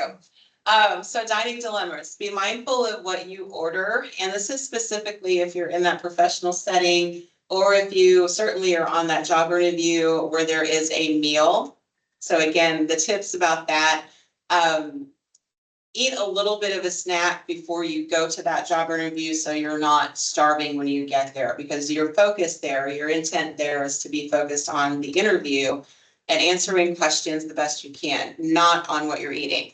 But be mindful of what you order. Typically what I tell young people is follow the lead of the people that you're with. Don't order the least expensive thing. Don't order the most expensive thing. Middle of the road is fine. Be mindful of your own likes or dietary restrictions in that order, but stay away from things that are messy, like how many hamburger patties are in that 1, 2, 3, 4, 5, I think. You know, long pasta noodles, spaghetti, fettuccine, those can be difficult to eat, and especially if you're a little bit nervous about the environment or the interview. Pizza, finger foods are just generally messy. So stick with something that's kind of your typical, meat and three, if you will. So something that you can use your knife and fork with. Even salads can be a little bit tricky. So just be mindful of what you're comfortable eating in front of other people and order accordingly. Never spit a piece of bad food or gristle into your napkin. And I see this a lot actually at events because it renders your napkin useless. What you want to do, and this kind of freaks people out, but what you want to do is remove that piece of whatever it is, could be an olive pit, from your mouth the same way it went in, which freaks people out when we do this in person, doesn't it? And just place it on the edge of the table and just kind of ignore that it's there. That eating motion, people aren't necessarily going to notice what you're doing unless you're just really staring at you and watching. Okay, number 2, with your mouth open, we talked about that. Try not to make loud noises when you are eating and chewing. Try not to scrape your knife against your fork when you're cutting, all of those types of things. If food does get caught between your teeth, broccoli, lettuce, those are kind of notorious bits and pieces. And you can't remove it gracefully sitting at the table, then excuse yourself to go to the restroom and take care of things. Now, I always get a question at this point in the conversation. What do you do if you notice somebody else has food caught between their teeth? Ladies, what do you think you do? What? Yeah. You want to try to let them know as quietly and gracefully as possible. The trick is if it's the person sitting across from you directly across from you at the table, it's hard to do that, but try as best you can to let that person know, because if it were you'd want somebody to let you know, right? You don't want to sit there with broccoli in between your 2 front teeth. And then again, if you're that person, certainly remove yourself to the restroom to fix everything. All right, things that we probably learned growing up: sit up straight at the table. Good posture makes a good impression. When you're not eating, keep your hands either on your lap or resting on the table, like your wrists resting on the edge of the table like this, for those of you here. The only time the elbows are permitted to be on the table, technically, is if you have nothing in front of you, no food, no plates in front of you, and you're leaning into a conversation. Outside of that, elbows really should not be on the table. It's old school etiquette, I know, but these are things that we try to teach our kiddos, certainly grown up. Above all else, don't fret the small stuff. You might be the only person sitting at the table that knows the rules, and that's okay because people will follow you. Feel free to get things started. Pick up the right fork, pick up the right glass. I've had people sit down and not know that their water goblet was on the right side, and they picked up mine that I've already, had a drink out of. Don't hesitate to correct people when something like that happens. And just say that, that I've already had a drink out of that, yours is over there. Awkward things are going to happen. So don't fret the small stuff. Have fun. You're there at the convention or the event to have fun, to get to know people, to network, to learn, whatever the case is. But while you're there, certainly have fun. So with that, QR code again, if you want the slide deck, you can get to it there, and my email address. So I will entertain any kind of questions.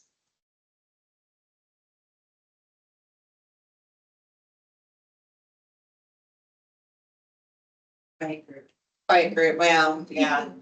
Online groups tend to be a little bit quiet unless you have, I've been in situations like this where there's been a couple hundred people and it's constant. And so larger groups tend to feed off each other a little bit more. So quiet's okay. You guys have any questions? I came in late, Mhm. so you That's may have already gone over this, but So I see that you have a SAU documentations versus. So in our program, the question is whether we teach the courses on campus. We don't have like a general etiquette course necessarily. We usually just partner with the Career Services Office to do dining and business etiquette things for students campus-wide. Now, in the program, we're training students to go into events and into restaurants and convention management, all sorts of places where this is relevant. So within our courses, yeah, we do teach it, but we don't have like a specific course just for the bits and pieces.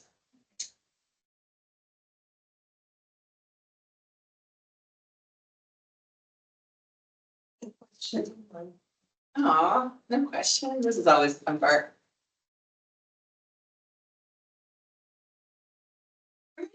Well, if no questions, if you think of anything, don't hesitate to reach out. I do general etiquette stuff here on campus. I tend not to do it too far away from Carbondale anymore, but I work with our city staff sometimes to do etiquette for our kiddos in the community too. So don't hesitate to reach out if you've got questions or need information about anything related to dining etiquette. Thank you, Nikki, as always. Every year I get to listen to. You get to listen. We get to listen to this and I learn something every time. Well, there's just so much information. I mean, Emily Post has books that are this thick, right? Yeah. They're 3 and 4 inches thick. There's just a lot of information. So we try to narrow in on the things that are going to be the most useful as you're starting your careers, and anything else beyond that is just kind of a bonus. Yeah, and I have found that even if you know the basics, that you've covered today, you are ahead of the game. Oh, most definitely. You're Most just the game, definitely. you're not the community, and I've noticed the people I'm like, oh, that's Yeah. not how you butter that bun. And then, and see, those are the things that we don't talk about much in this kind of settings. We don't have the bread and butter to show people, right? Yeah. But we can talk about ways to do that next time. But we kind of key in on you're starting your career, so here's what you need to know to make that good first impression, and enough about that job interview, because once you get into round 2 and maybe 3 of a job interview, you'll be sitting around a dinner table or a lunch table at a restaurant with your prospective employer. It will happen, hands down, if it hasn't already. And those that's their way of seeing how you behave and react in that setting, right? Because working for somebody means when you're out at a conference or at an event or with a client, you're representing your employer. So they want to make sure that representation is what they're after. So all of these kinds of things play into that scenario too. All right, Thank you very much. I really appreciate it. If everybody wants to just hang tight, we'll have another speaker at 11 o'clock. And that speaker will be covering more like a career path situation. So like what you want to do with your life, like what's your life purpose, your career purpose and life motivation. So you just hang tight. At 11 o'clock, we will start the next one.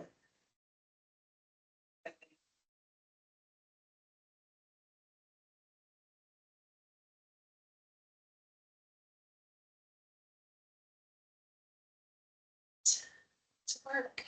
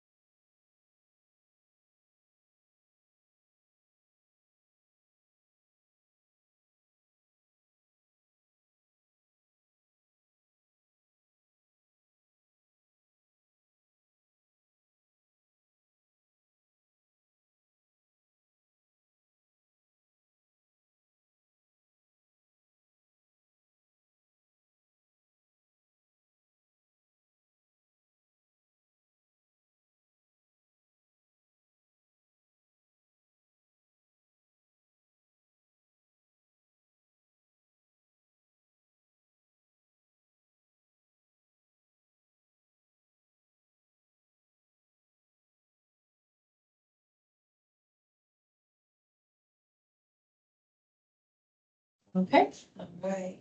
Okay, everybody, welcome back. Can everybody hear us? If you don't mind to throw in the chat real quick if you can hear us, that would be helpful.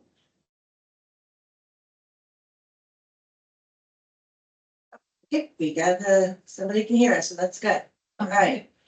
So we are at the 11 o'clock time, and our next speaker will be talking about finding your path, exploring career purpose and life motivation. And Laura, I'm going to let you pronounce your name properly so I don't mess it up. But Laura is from CAPS, and she is an intern over there right now for first year. Yes. First year intern over at the SIU CAPS program. So I will let you go ahead and get started. And if anybody has any questions along the way, throw them in the chat for me. I will ask Laura those questions for you. All right, thanks so much. So yeah, like they mentioned, my name is Laura. I am from CAPS. So always reminding that we're going to be talking a little bit about finding your path and exploring career purpose and life motivation. And if you feel like you have further questions after we have this conversation, feel free to reach us at CAPS. If you want either individual or group sessions, we can also provide that. So I will start by saying that I wanted to combine both career purpose and life motivation because I know career is a very big part of our lives. So I just wanted to integrate that into our life motivations. So I think that was really important to do. And I wanted to start also by acknowledging that while we talk about these topics today, we all have different goals, different motivations, different needs and interests. We come from different backgrounds. So you can adjust this as you feel like it fits you and your life. So this is not necessarily telling you which job to choose or how to find a job or anything. It's just to explore, right? What is it that you want out of your career, right, in your life? So I wanted to share like a anecdote or a thought about, like, for example, we might find a person that might be, for example, working on a call center, which is 8-hour job, 8 to 5. And then they say that they like their job though it's in a room in front of a computer answering calls, but they enjoy that because after work for them, it gives them that freedom to do whatever they want after work. And they also give them that financial stability. Another person might see that and think, no, I don't want that kind of job for me. I want something that it's more hands-on or more active or outdoors and like that, right? So it comes from different values and interests that they have in their life. So it's getting to know what fits you and what you find meaningful through your life. So with that said, let's see if I click do both. I moved it. I'm sorry. All right. Oh, yeah. You'll just down to here, and then you Alright. should be able to just put that arrow there. Oh, okay, perfect. So today we'll be again talking about exploring career purpose and life motivation. Like I mentioned, we want to integrate both of those. So we will have a few exercises to explore what are our values, what are our skills and strengths. And it also helps us promote a little bit of self-discovery. And I like that second bullet about purpose and motivation comes from living in alignment with those deeply held values. So that is why we're going to explore a little bit about that. Values, how can we take committed steps and committed actions towards those, and the ikigai. Maybe some of you have heard of that before, so we'll have a little conversation about that later. And let's see over here. I might be able to. All right. So I was thinking of bringing this question at what motivates you to get out of bed in the morning? I know today we're mostly focused on our career. So let's say education-wise or career-wise, what gets you out of bed? We all have different reasons. We all have different motivations, right? One could be because for some, it could be education is really important for me, like learning. For others, it might be getting out of bed in the morning helps me get to my job, and that gives me financial stability or financial income. So that's a value, right? If you that is really what motivates you. So again, asking ourselves, what is it that takes me out of bed in the morning? could be an interesting thing to explore. What is it meaningful for us at this time? And they can vary from person to person. So moving on. We're going to talk about clarifying values. So some may have heard a little bit of what the differences of values and goals are. So in case that you were curious about that, values, we can describe them as never ending. They're ongoing. As we would say, for example, I want to go west, right? We don't necessarily have a specific point when we want to go. We just keep walking west. Versus goals, those have an end point. Let's say that you want to get to California, right? So you get to California and that's when you know you've met your goals. Versus values, we can keep saying, we're going to keep moving west, right? So same. So let's say that I have, right, education, it's a very valuable thing for me. So that would make me have specific goals as taking courses or going to university or workshops or keep practicing. But it's interesting for us. So I have this exercise that is called the 80th birthday that can provide us with a little bit of insight. So for example, I try to summarize this as I can. So let's take a few moments to think. Let's imagine that we're moving forward through time and it's gonna be your 80th birthday. And then you have a gathering with people that are important for you and then you want them to be there. This could be people that you already know. This could be people that you have not already met, but think about the people that you want there. And now the time has come when everybody gives speeches and they talk about your impact in their lives. Try to imagine not what you will think that they will say. Let's think about what you want them to say at that time. What is it that was most important for them? What impact did you have in their life? Let's think about career-wise. Let's say, what would you like your peers or coworkers to say about you in that time? Is it that this person was supportive, responsible, had initiative, was very outgoing, right? What is it important for you? So that could be another exercise that we can do right after this presentation. I know this could be something really interesting to explore. Another way that we can do that and explore those thoughts could be with the life compass. I think I have it on the next slide, which gives us a little bit more. Oh no, I apologize for that. I had it on a printed paper. I thought I might have shared it there, but the life compass really integrates every role in our life. So that would be career-wise, that could be family-wise, personal growth, or other areas as spirituality for some, right?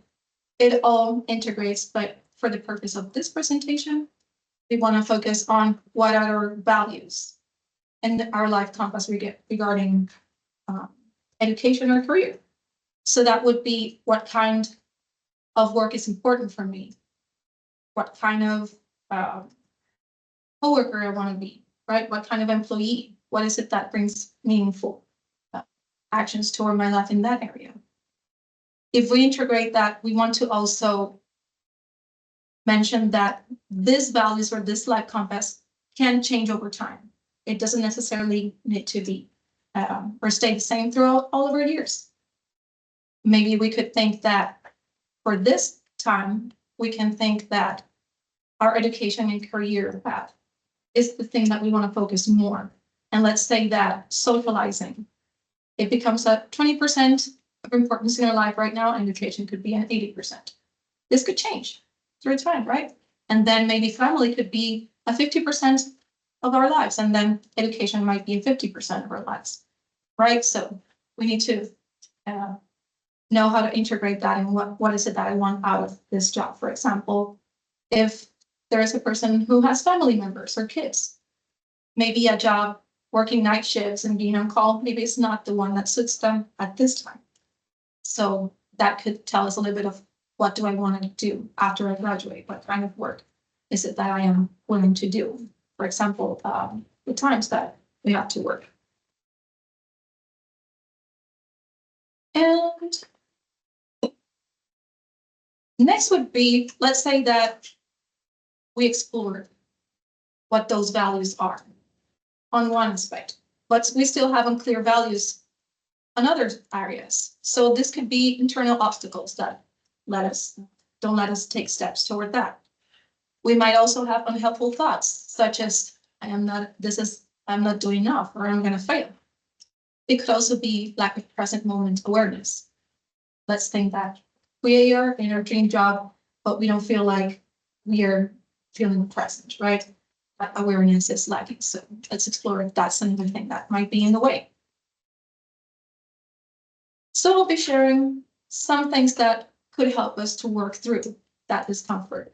Again, this could be something that if you feel like it's important, you can always get to know more skills or things that you can do if you're interested in visiting CAPS and talking about these things. But the ones that I have found most helpful with students could be the passengers on the bus metaphor.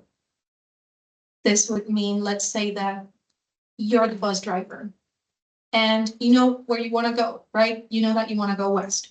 But then this passengers comes in the bus and they can be pretty uncomfortable and unpleasant, right? Those would be, again, those unpleasant thoughts, the things that get in the way. The important thing here is that these thoughts or this unpleasant passengers won't necessarily take the wheel and tell you where you're going to go, right? It's just that they're just hopping into the bus and at the same, and just the same they can get out of the bus, right? Same with their unpleasant thoughts. Another thing that we could do is having that third person of perspective. So we're acknowledging those thoughts. We're seeing those thoughts without necessarily engaging with them. And a way that we could do that is through repetition. Let's say that my unhelpful thought and the thing that is getting in the way of getting those needs met is, I'm a failure. We can repeat that same phrase over and over again until it becomes just the sound and it loses that power of the meaning that we give to that word. So I'm a failure, I'm a failure, I'm a failure could just become just a sound. And then purpose-driven statements, that could be affirmations or reminding ourselves what are values behind that. Keeps us motivated, such as, even though I'm having this difficult situation, I want to keep trying my best and keep learning about this.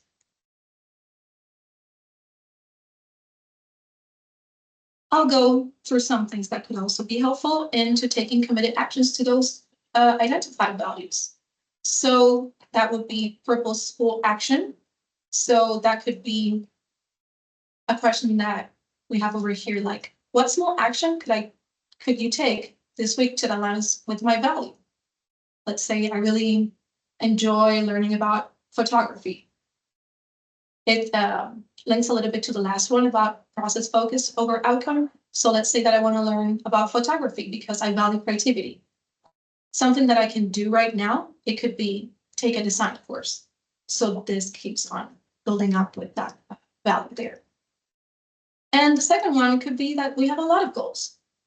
So let's break down those big goals as learning or taking a course to value-driven steps. And we can use other skills such as SMART goals, which are specific, measurable, achievable, relevant, and time-bound.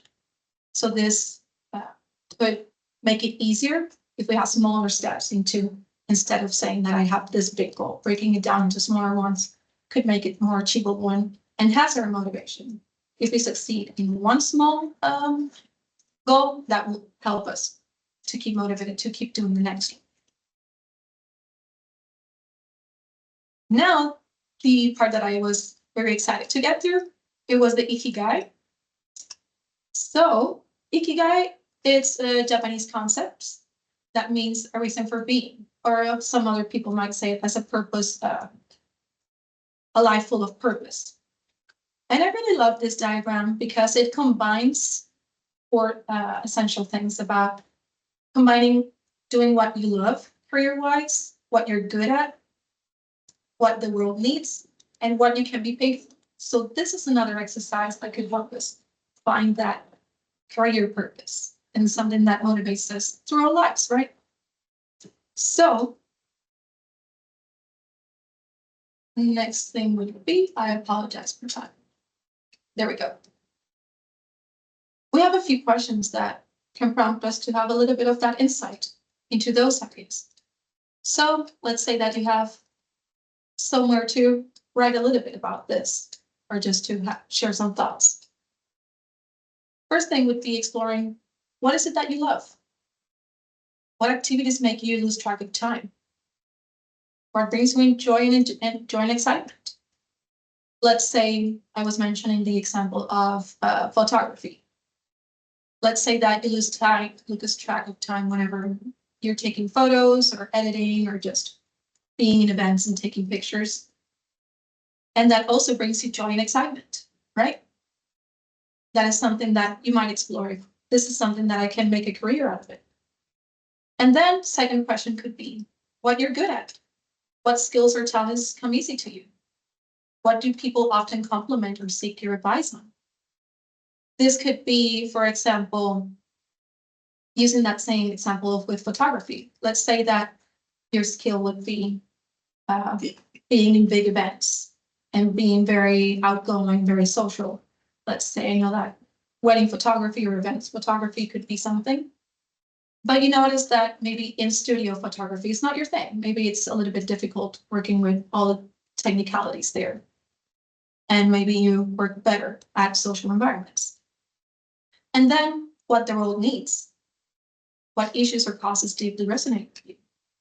How do you wish to contribute to society or make a difference?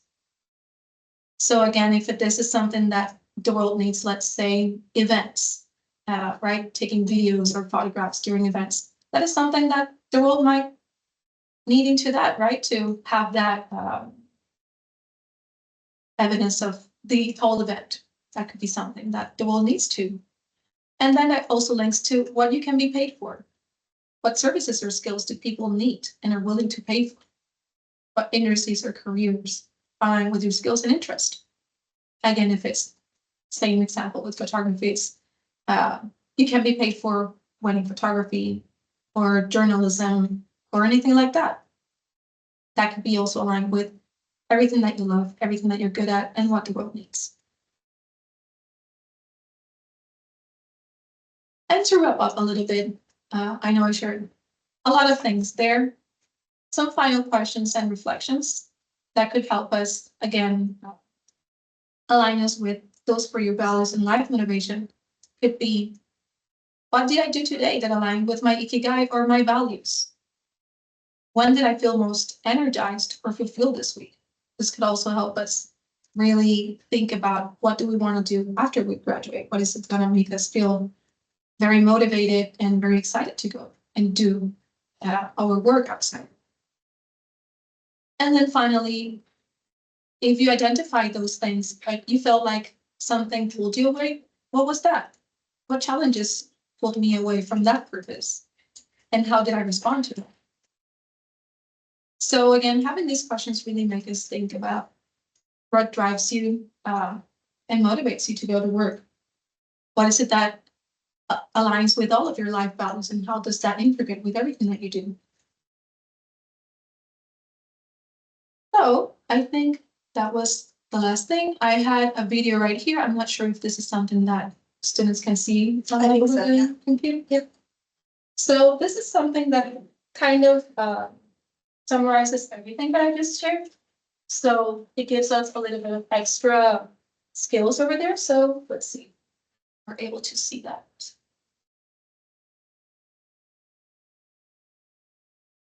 And let's see if we can skip through that ad over there. Doesn't seem like I can skip through that.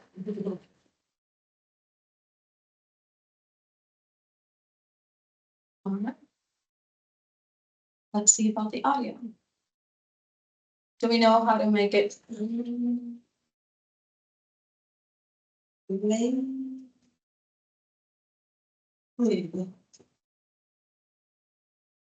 I know we can put this, but I'm not sure if it's very accurate sometimes.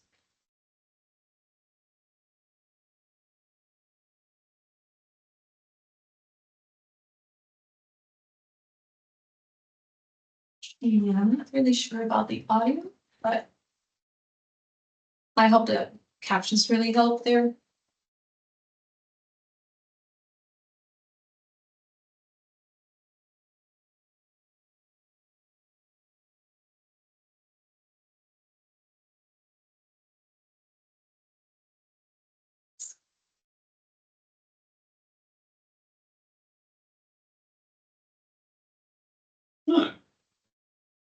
Okay.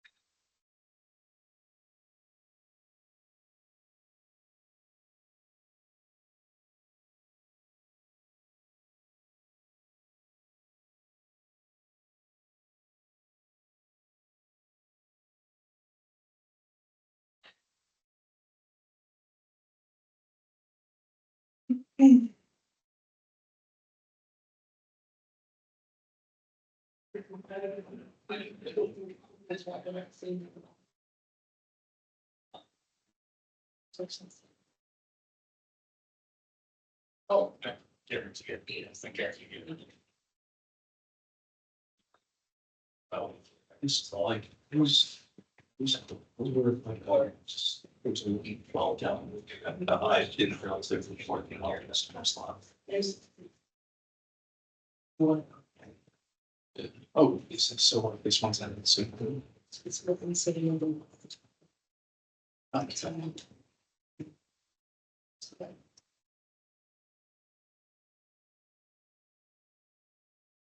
should have, and it's all about like, so just because stuff like they take care of. Oh, okay, in that case, then I'll probably like a piece of that, just so I can, to catch up on. I'm here.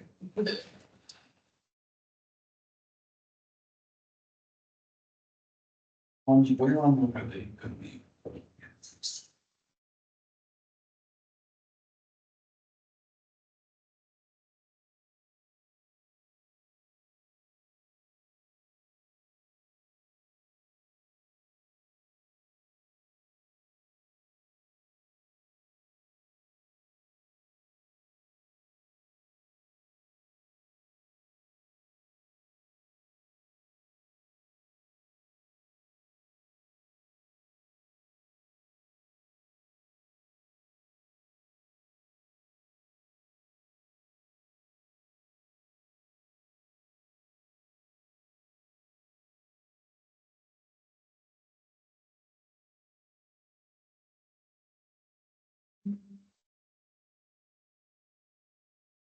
All right, so I hope that video was helpful into summarizing everything, and I believe that will be all from my side. If you have the time and access, you can always go to that QR code so you can let us know what other topics you would like to talk about for future occasions, and it also gives you a little bit of ideas, and you can write your own over there. So feel free to share your thoughts there. And always reminding you if this presentation gave you a little bit of like ideas of, hey, what is it that I want to do after I graduate, or what do I want to do with my career? Feel free again to contact CAPS. We can also help you through the process and just exploring some things that we talked about here today, some of those questions. We can also be there for you and support those. So just letting you know what we can either do individual sessions. We also have same-day services that you can do as needed, just as a walking 30-minute sessions. And if you want something that is more ongoing, you can also have those. So just letting you know that you have that access to our services over there. So I think if you have any other questions, feel free to call us. we'll let you know everything that we have over there. So I think that would be all for me for today. Great, great. Thank you, Laura. It was fabulous. I've been really excited to hear about the whole, Ikigai. Yes. Guy. So that's pretty exciting. If anybody would like to stay on and have questions, we'll be here for a few minutes. Also, our next speaker will begin at noon. It will be Molly Hudgens with the Alumni Association. And her title is Career Tender, Building Books, Bridges, and Bank Accounts. The description of her session is Big Dogs, Bigger Connections. Saluki Nation is a vast network that allows our graduates to make strong connections and build quality relationships. This workshop will provide tips and guidance on building, growing, and keeping a sustainable network. So we will be muting until Molly gets here and is set up and ready to go at noon. So take a 30-minute break and come back to us. Thank you. Thank you. Yeah, you can stop sharing. Yeah. And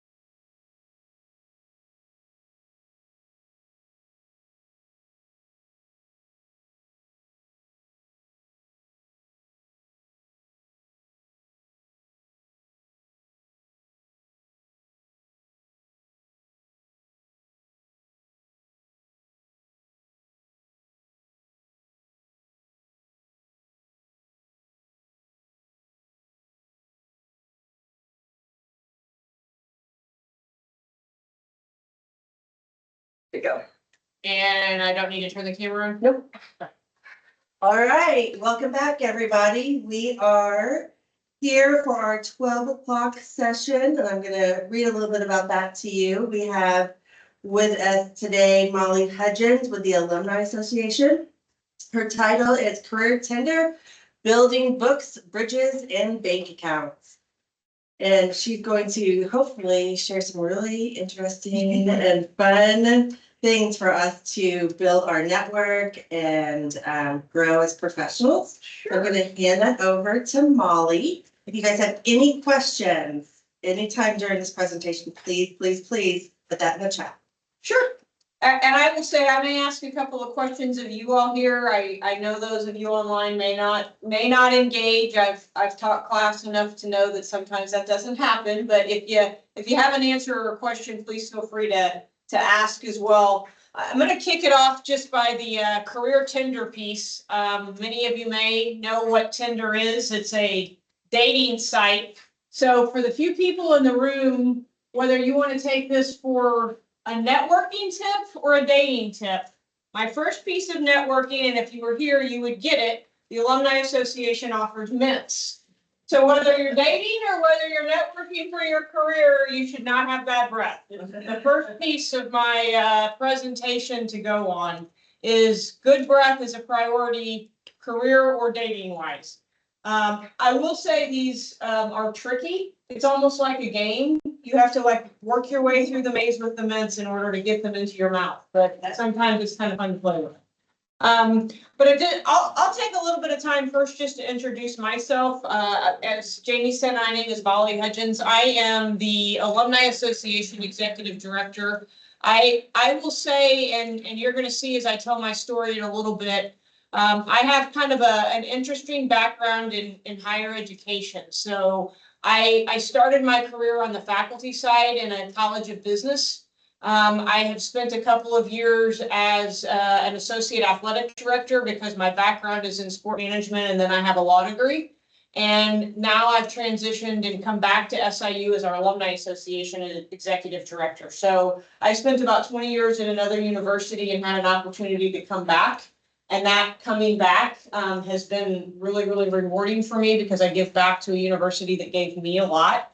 But you're going to see as I talk a little bit more in my presentation that so much of my entire career and then me having an opportunity to land back at SIU completely was about connections and mentors and contacts and the bridges and the books that I built on my way through my journey. So just explain a little bit about those connections.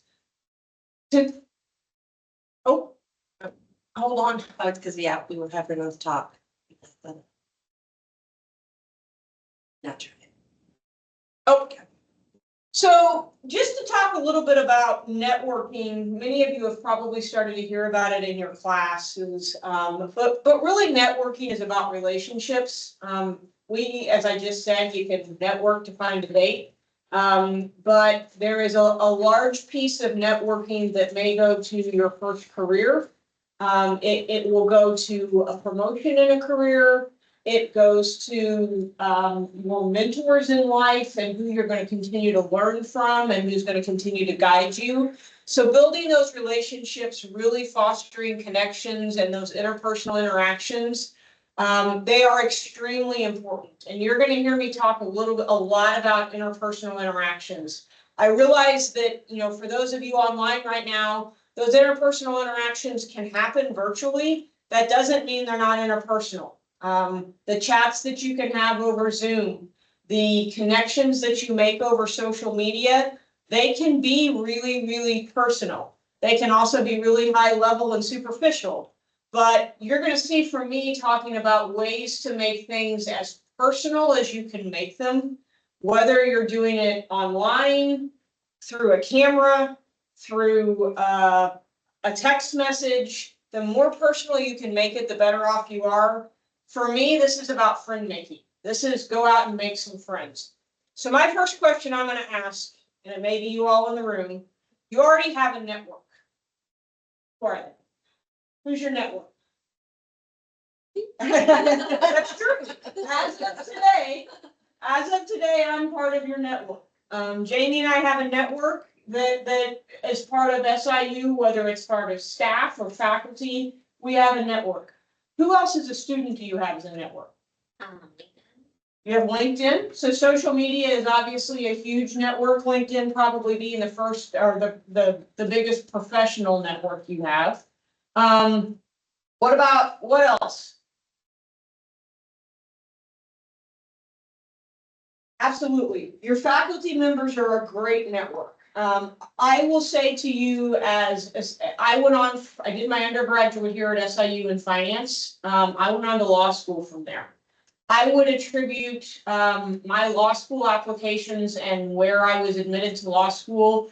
There was a faculty member at SIU that guided me and mentored me, and I was at their house.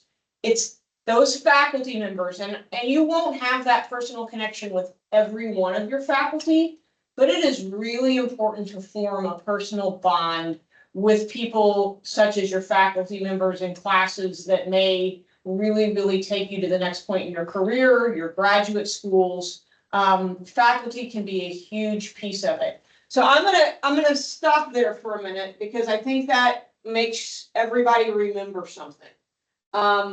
If those faculty members are going to be part of your network, then remember that as you go to their class every day. You may not get to be part of their network if you sleep through it. It makes a difference whether you show up in your pajamas and your slippers. It makes a difference whether you turn your camera on if it's an online class, if you actually answer a question, if you stay to stop and talk to them after it, or even just schedule a Zoom meeting. There are some things you can do to form that connection, and there are some things you can do that they forget you completely or don't ever want to talk to you again. Be really intentional about that in every class you have, would be my first thing. Who else is your network? Try to like form a strong relationship with my teachers. In fact, like the first day of school, I just introduced myself and be like, hi, my name is Leah. This is what I'm interested in. And then I just try to like talk to them as much as I can. I think you're smart to do that. We actually, I was a student athlete here at SIU, and one of the requirements that we had out of my golf program is that for every instructor we had every semester in every class, we were required to do that. But it is one of those things that personally, if you just take the opportunity, it's the right thing to do. It will make you more known. Go away from faculty for a minute. Who else is your network right now? Yeah, absolutely. I will say that some of my job contacts have been family friends.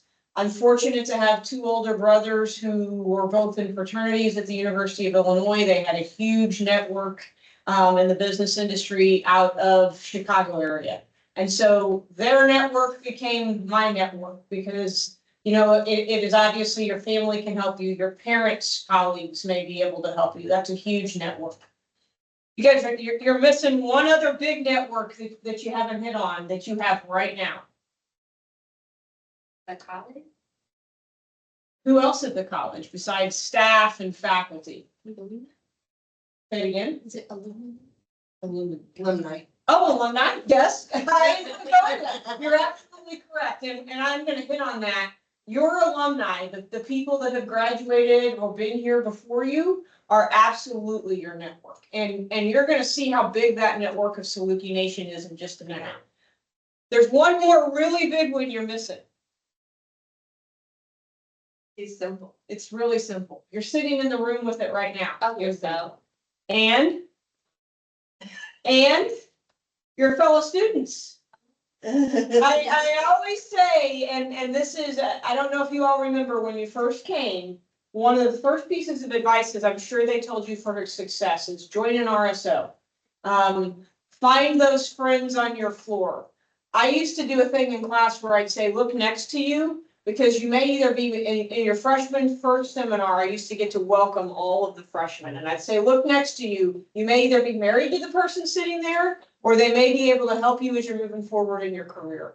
But you definitely have the network and the students that sit next to you in your classes. your RSOs, your fraternities, your sororities, the people that live with you in your dorm. That's your network. And some of them will go off and do other things. And you know what? It'll be interesting. You may be out of school 10 years, and the person who lived in the dorm with you may be the person who is just above you in the company where you're trying to get a job, or where you're trying to at least find a phone number. Different corporations work back and forth together. So you really need a contact in the video industry, and you remember the person who lived on the floor with you, and that person is who you can pick up the phone and call because you're still friends with them on social media. Don't forget the people next to you. I know right now they may just be a goofy person who lives next door, or the person who doesn't clean the bathroom. But that person can be influential or really helpful as you're moving forward in life. And those are the people that you want to continue to cultivate. So the key is you already have friends, you already have a network. It's going to grow, but don't lose those people while you're here. It's a really, really important network to keep. So I kind of based this on 3 themes. Books, bridges, and bank accounts. And so a lot of people will hear about building a book, and it's not a term you hear a lot anymore. And I think a book actually can have 2 definitions here. One is what we just talked about, it's your Rolodex. And a Rolodex is a really old school term. I was gonna say, I don't know. I was just going to say, does anybody know what a Rolodex is? So your Rolodex right now is this contact list that's in your phone. That's your Rolodex. Back in the day, just for a little bit of history, and I will have to say that I'm young enough that I really did not have one of these myself. But I do have a box full of business cards in my desk still. I still collect them and I look at them. But a Rolodex used to be, before we had a contact list in our phone or computer, people on their disk would have this, it's like a Ferris wheel of cards. It would have a wheel on it and you would alphabetize it. And I would go to Connolly in my contacts and I'd flip Jamie's card open and I'd go, well, there's her phone number. And I'd pick up the phone and I'd call it. And then when I needed to find my friend in financial aid, I'd look for Elise Weller and I'd find her and I'd look it up. And that is because you didn't have this cloud to store your phone numbers in. You kept them on a card on your desk. So the first piece of this is building your contact list in your phone or your LinkedIn contacts on social media. It's being really intentional about, now again, you may have the person who can fix your toilet on your phone too, but having the contact list that you know you can go back to and you remember meeting them at that professional organization. So you can go back to them in your phone and say, hi, Jim, my name is Molly. We met at the Illinois Manufacturers Association meeting the other day, and I am reaching out to you because you gave me your phone number. That's your Rolodex. It's the people that you can personal message on LinkedIn and start a conversation about, I'm looking to make a career move. Can you talk to me a little bit about whether your company is hiring? Or tell me a little bit about the culture that happens at the company you work for, or what's your day-to-day life. So your Rolodex is really your set of friends on social media, and it's your contact list in your phone. You're starting to build that Rolodex right now. You're doing it through your RSOs. So it's really important to continue to do it and to remember those people and to forge really solid relationships for them.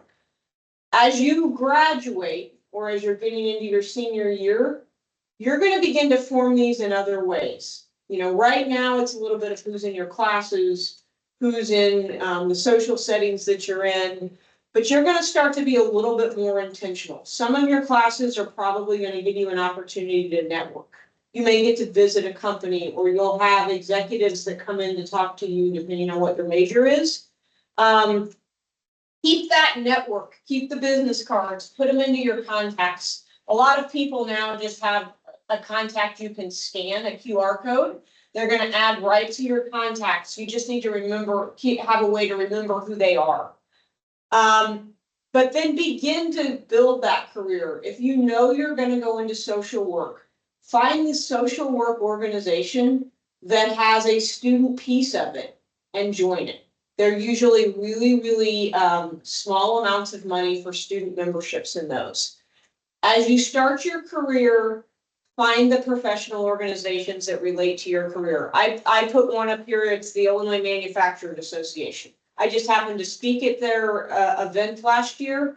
I have no affiliation to the Illinois Manufacturers Association, but I will tell you there was a room full of 50 women because it was a female-oriented manufacturers association, and they were all there to be a network for each other. They talked about the problems they faced, the challenges they faced in their business. They talked about how they moved up the ladder. So those professional organizations, Alliance and Women for Media is another one.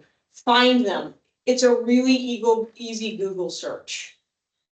The other thing that you can begin to do is think about civic organizations. This is kind of our RSOs on campus that do some service work. There are also service organizations out there. Every town in America has a Rotary, or 3 or 4 or 12.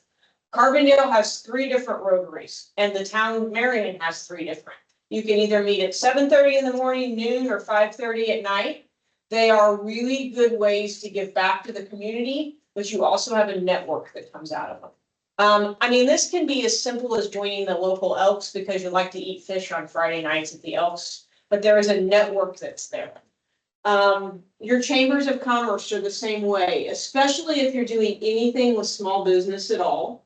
Chambers of commerce are a great network. They usually have an evening networking opportunity, a lunch networking opportunity. They're really out there to promote small business. But the people who work for bigger corporations that can help those small businesses are also really vital. Across the country, there are things such as Business Network International, which is really kind of Toastmasters is another one. They're kind of teaching you how to network. So as you're building your first book, build it through something like this. Build it through an easy Google search, but then you go to a personal meeting. Those personal meetings, the other people there are there for the same reason you are. They want to meet you. They want to know what you do and what your story is. So you mentioned, and remind me of your name, I'm sorry. Aaliyah. Aaliyah mentioned, oh no, it was you. Tell me your name. Kingsha mentioned the SIU Alumni Association. So this is absolutely true, and I'm gonna hit on that one a little bit more in a minute. But your alumni association right now is about 260,000 alumni strong. There are 260,000 living alumni across the country, and you're going to see where we have the biggest pockets. Salukis are known to help other Salukis. They want to help you find a job, but it's a personal thing. It's one of those things where we need to help you find the person in your industry, and it isn't necessarily that they're going to be able to hand you a job, but they absolutely would love to connect with you and mentor you. And it's good to find those in the cities where you move. You don't have to stay in Carbondale to necessarily have that alumni network. You're going to see in just a minute when I show you the slide, Chicago has about 50,000 living alumni. St. Louis has about 35,000 living alumni. You have them in pockets of cities across the country. The other part of building a book is your portfolio. Tell me your major, Aaliyah. You are the best example of a portfolio I can find. Because sometimes it's hard to think about what your portfolio is, but I have no doubt you're going to walk out of SIU with a fashion portfolio. I have an interior design student that works for me right now. She has some unbelievable things that she can show the companies where she's applying for jobs because your classes are having you produce those pieces of work. It's time now to start building that portfolio. Put together what you may send with your resume that showcases your skills and expertise. Because I think a lot of students, the first thing they say is, I don't have any experience. I can't show anybody anything. One of the things that I think SIU is doing a really good job of is getting you hands-on experience from when you start school here. For our engineers, it's maybe building some type of a robot. For our fashion design, you're actually getting to design and put together your own clothing lines. That piece of things is what is going to show an employer whether you actually have a skill set or not. You can put it on a piece of paper and send it through an email all day long that says you've done this, but if you can show them an amazing product, that's your portfolio. Start now and continue to build it. The social media person that we just hired at the Alumni Association. Surprisingly, I had a couple of people in mind when we hired that position. He was not one of them. His portfolio impressed us, and he ended up beating out the people who we thought we had in mind, simply because he was one of 12 applicants that showed us that portfolio. It made a difference for them. I don't know how many business students we have online or engineering students we have online. I know a lot of times you say it's really tough for me to figure out what a portfolio is. And I will tell you, I graduated with a finance degree. I didn't have a portfolio. But there are some things you do have you don't realize. Our investment team right now, that is a bunch of finance majors or a lot of finance majors, they have a portfolio because they have just invested money and shown how it's grown. They can make that part of their portfolio. Marketing students, you're going to put together a marketing plan. That's part of your portfolio. If you're a hospitality management student, you've probably put together or worked on an event. That's part of your portfolio. Think about a work product that you've done for class. That can be a portfolio. Now, make sure you've made an A on it. Do a good job. But that's a portfolio no matter what your major is. Think about those work products. It can be as simple as a case study. But it may be something you're able to post on LinkedIn. It's definitely something that you could send to an employer as you're going in for an interview. You have to find the right ways to put it together. But that's really what your portfolio looks like. And this was just an example of some things that could be part of your portfolio. So again, as you're getting into media communications, it may be a website or a blog you've done. If you're a writer, it could be an article you've written for the DE or some other piece of media. So just think about the things that you have that you may not realize that are in your portfolio. So the second piece of this goes, I think, to a little bit more quality. This is where you're going to hear me talk a little bit more about personal and your time. Building your books a lot of times is about shaking hands, kissing babies, and finding the right people on social media and really making some initial contacts. As you begin to build a bridge, I think you're taking this network and making it a little more personal. So building a bridge is really some of those strong, genuine relationships. I've been in the current position I'm in for about 1.5 years.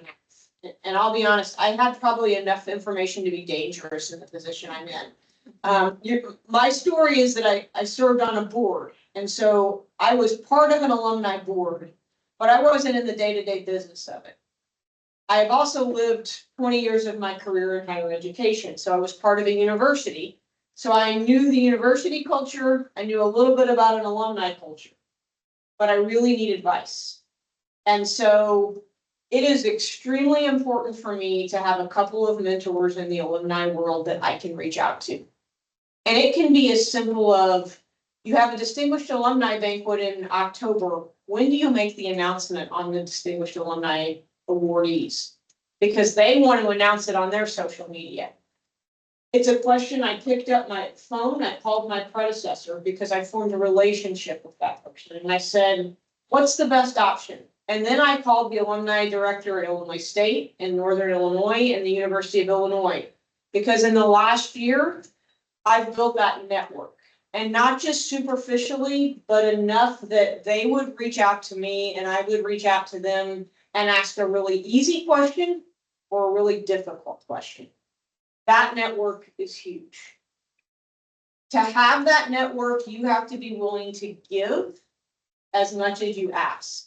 So if a question comes to you, you have to be willing to take the time out of your day to respond. If somebody asks you a favor, hey, can you come make a presentation? You have to be willing to say, yes, let me take an hour out of my day and do this for me. But it's that network that may really, really help you in the future. So I'm going to tell you a little bit more of just my story, because I think one of the things, just to give you a little bit of data about this bridge that makes a big difference. It has become really easy, and Jamie, I know this, you're going to say this. It's become really easy to apply for jobs online.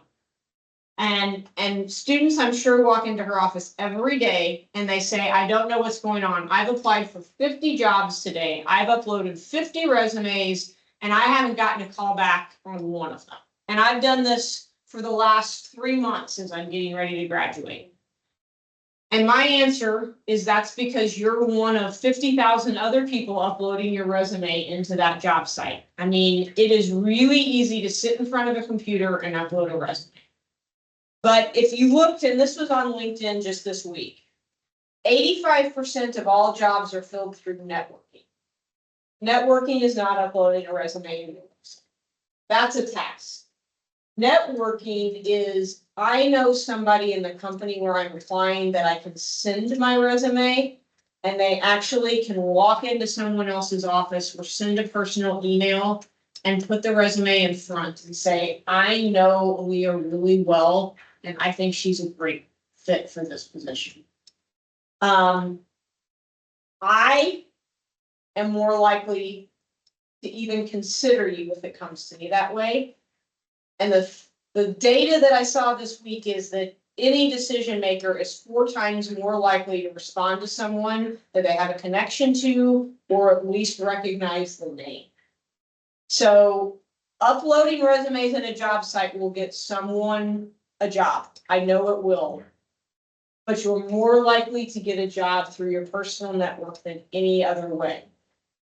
My story is, and I'm going to be honest with you, I have not gotten a job yet that someone hasn't been the person that's made the connection. And in reality, SIU has had a piece of every one.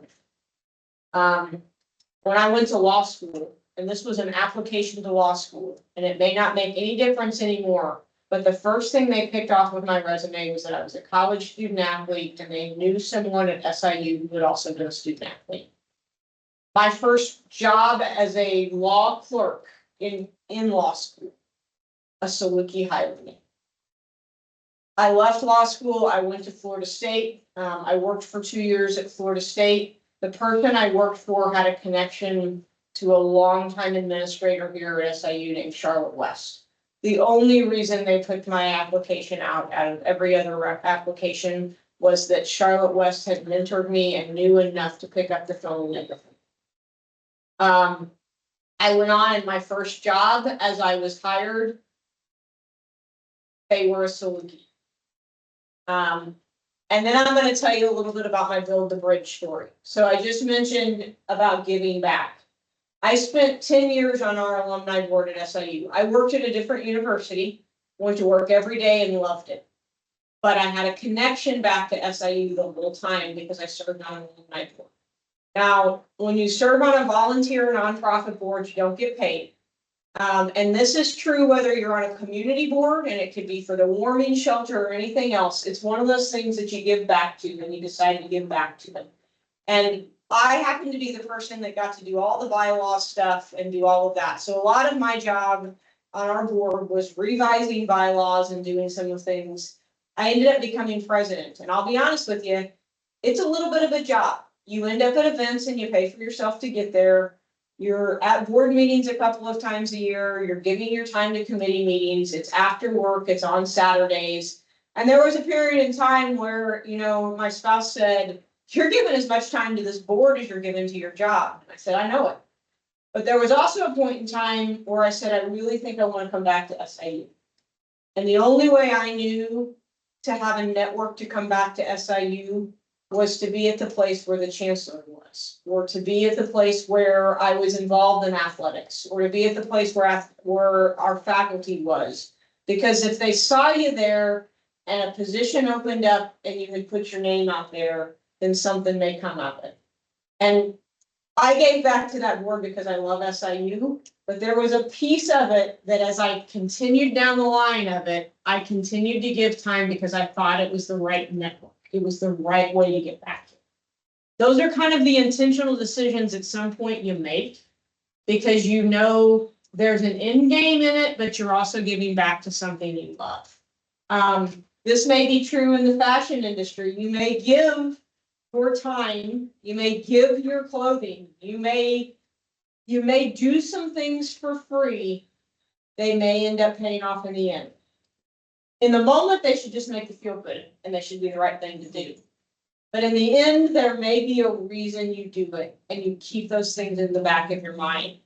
That's building a bridge. It's more than just a connection on LinkedIn. It's an intentional, really personal decision that you make to give back.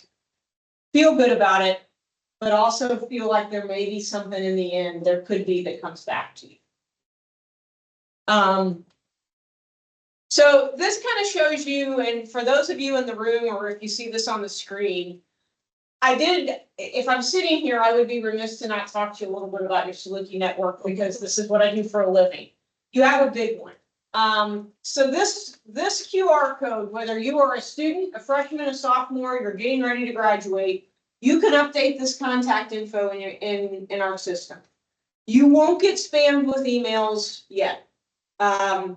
We intentionally pull when we send out things about networking events. We pull what area of the country you live in. We pull some demographics about you to know that you should receive that information.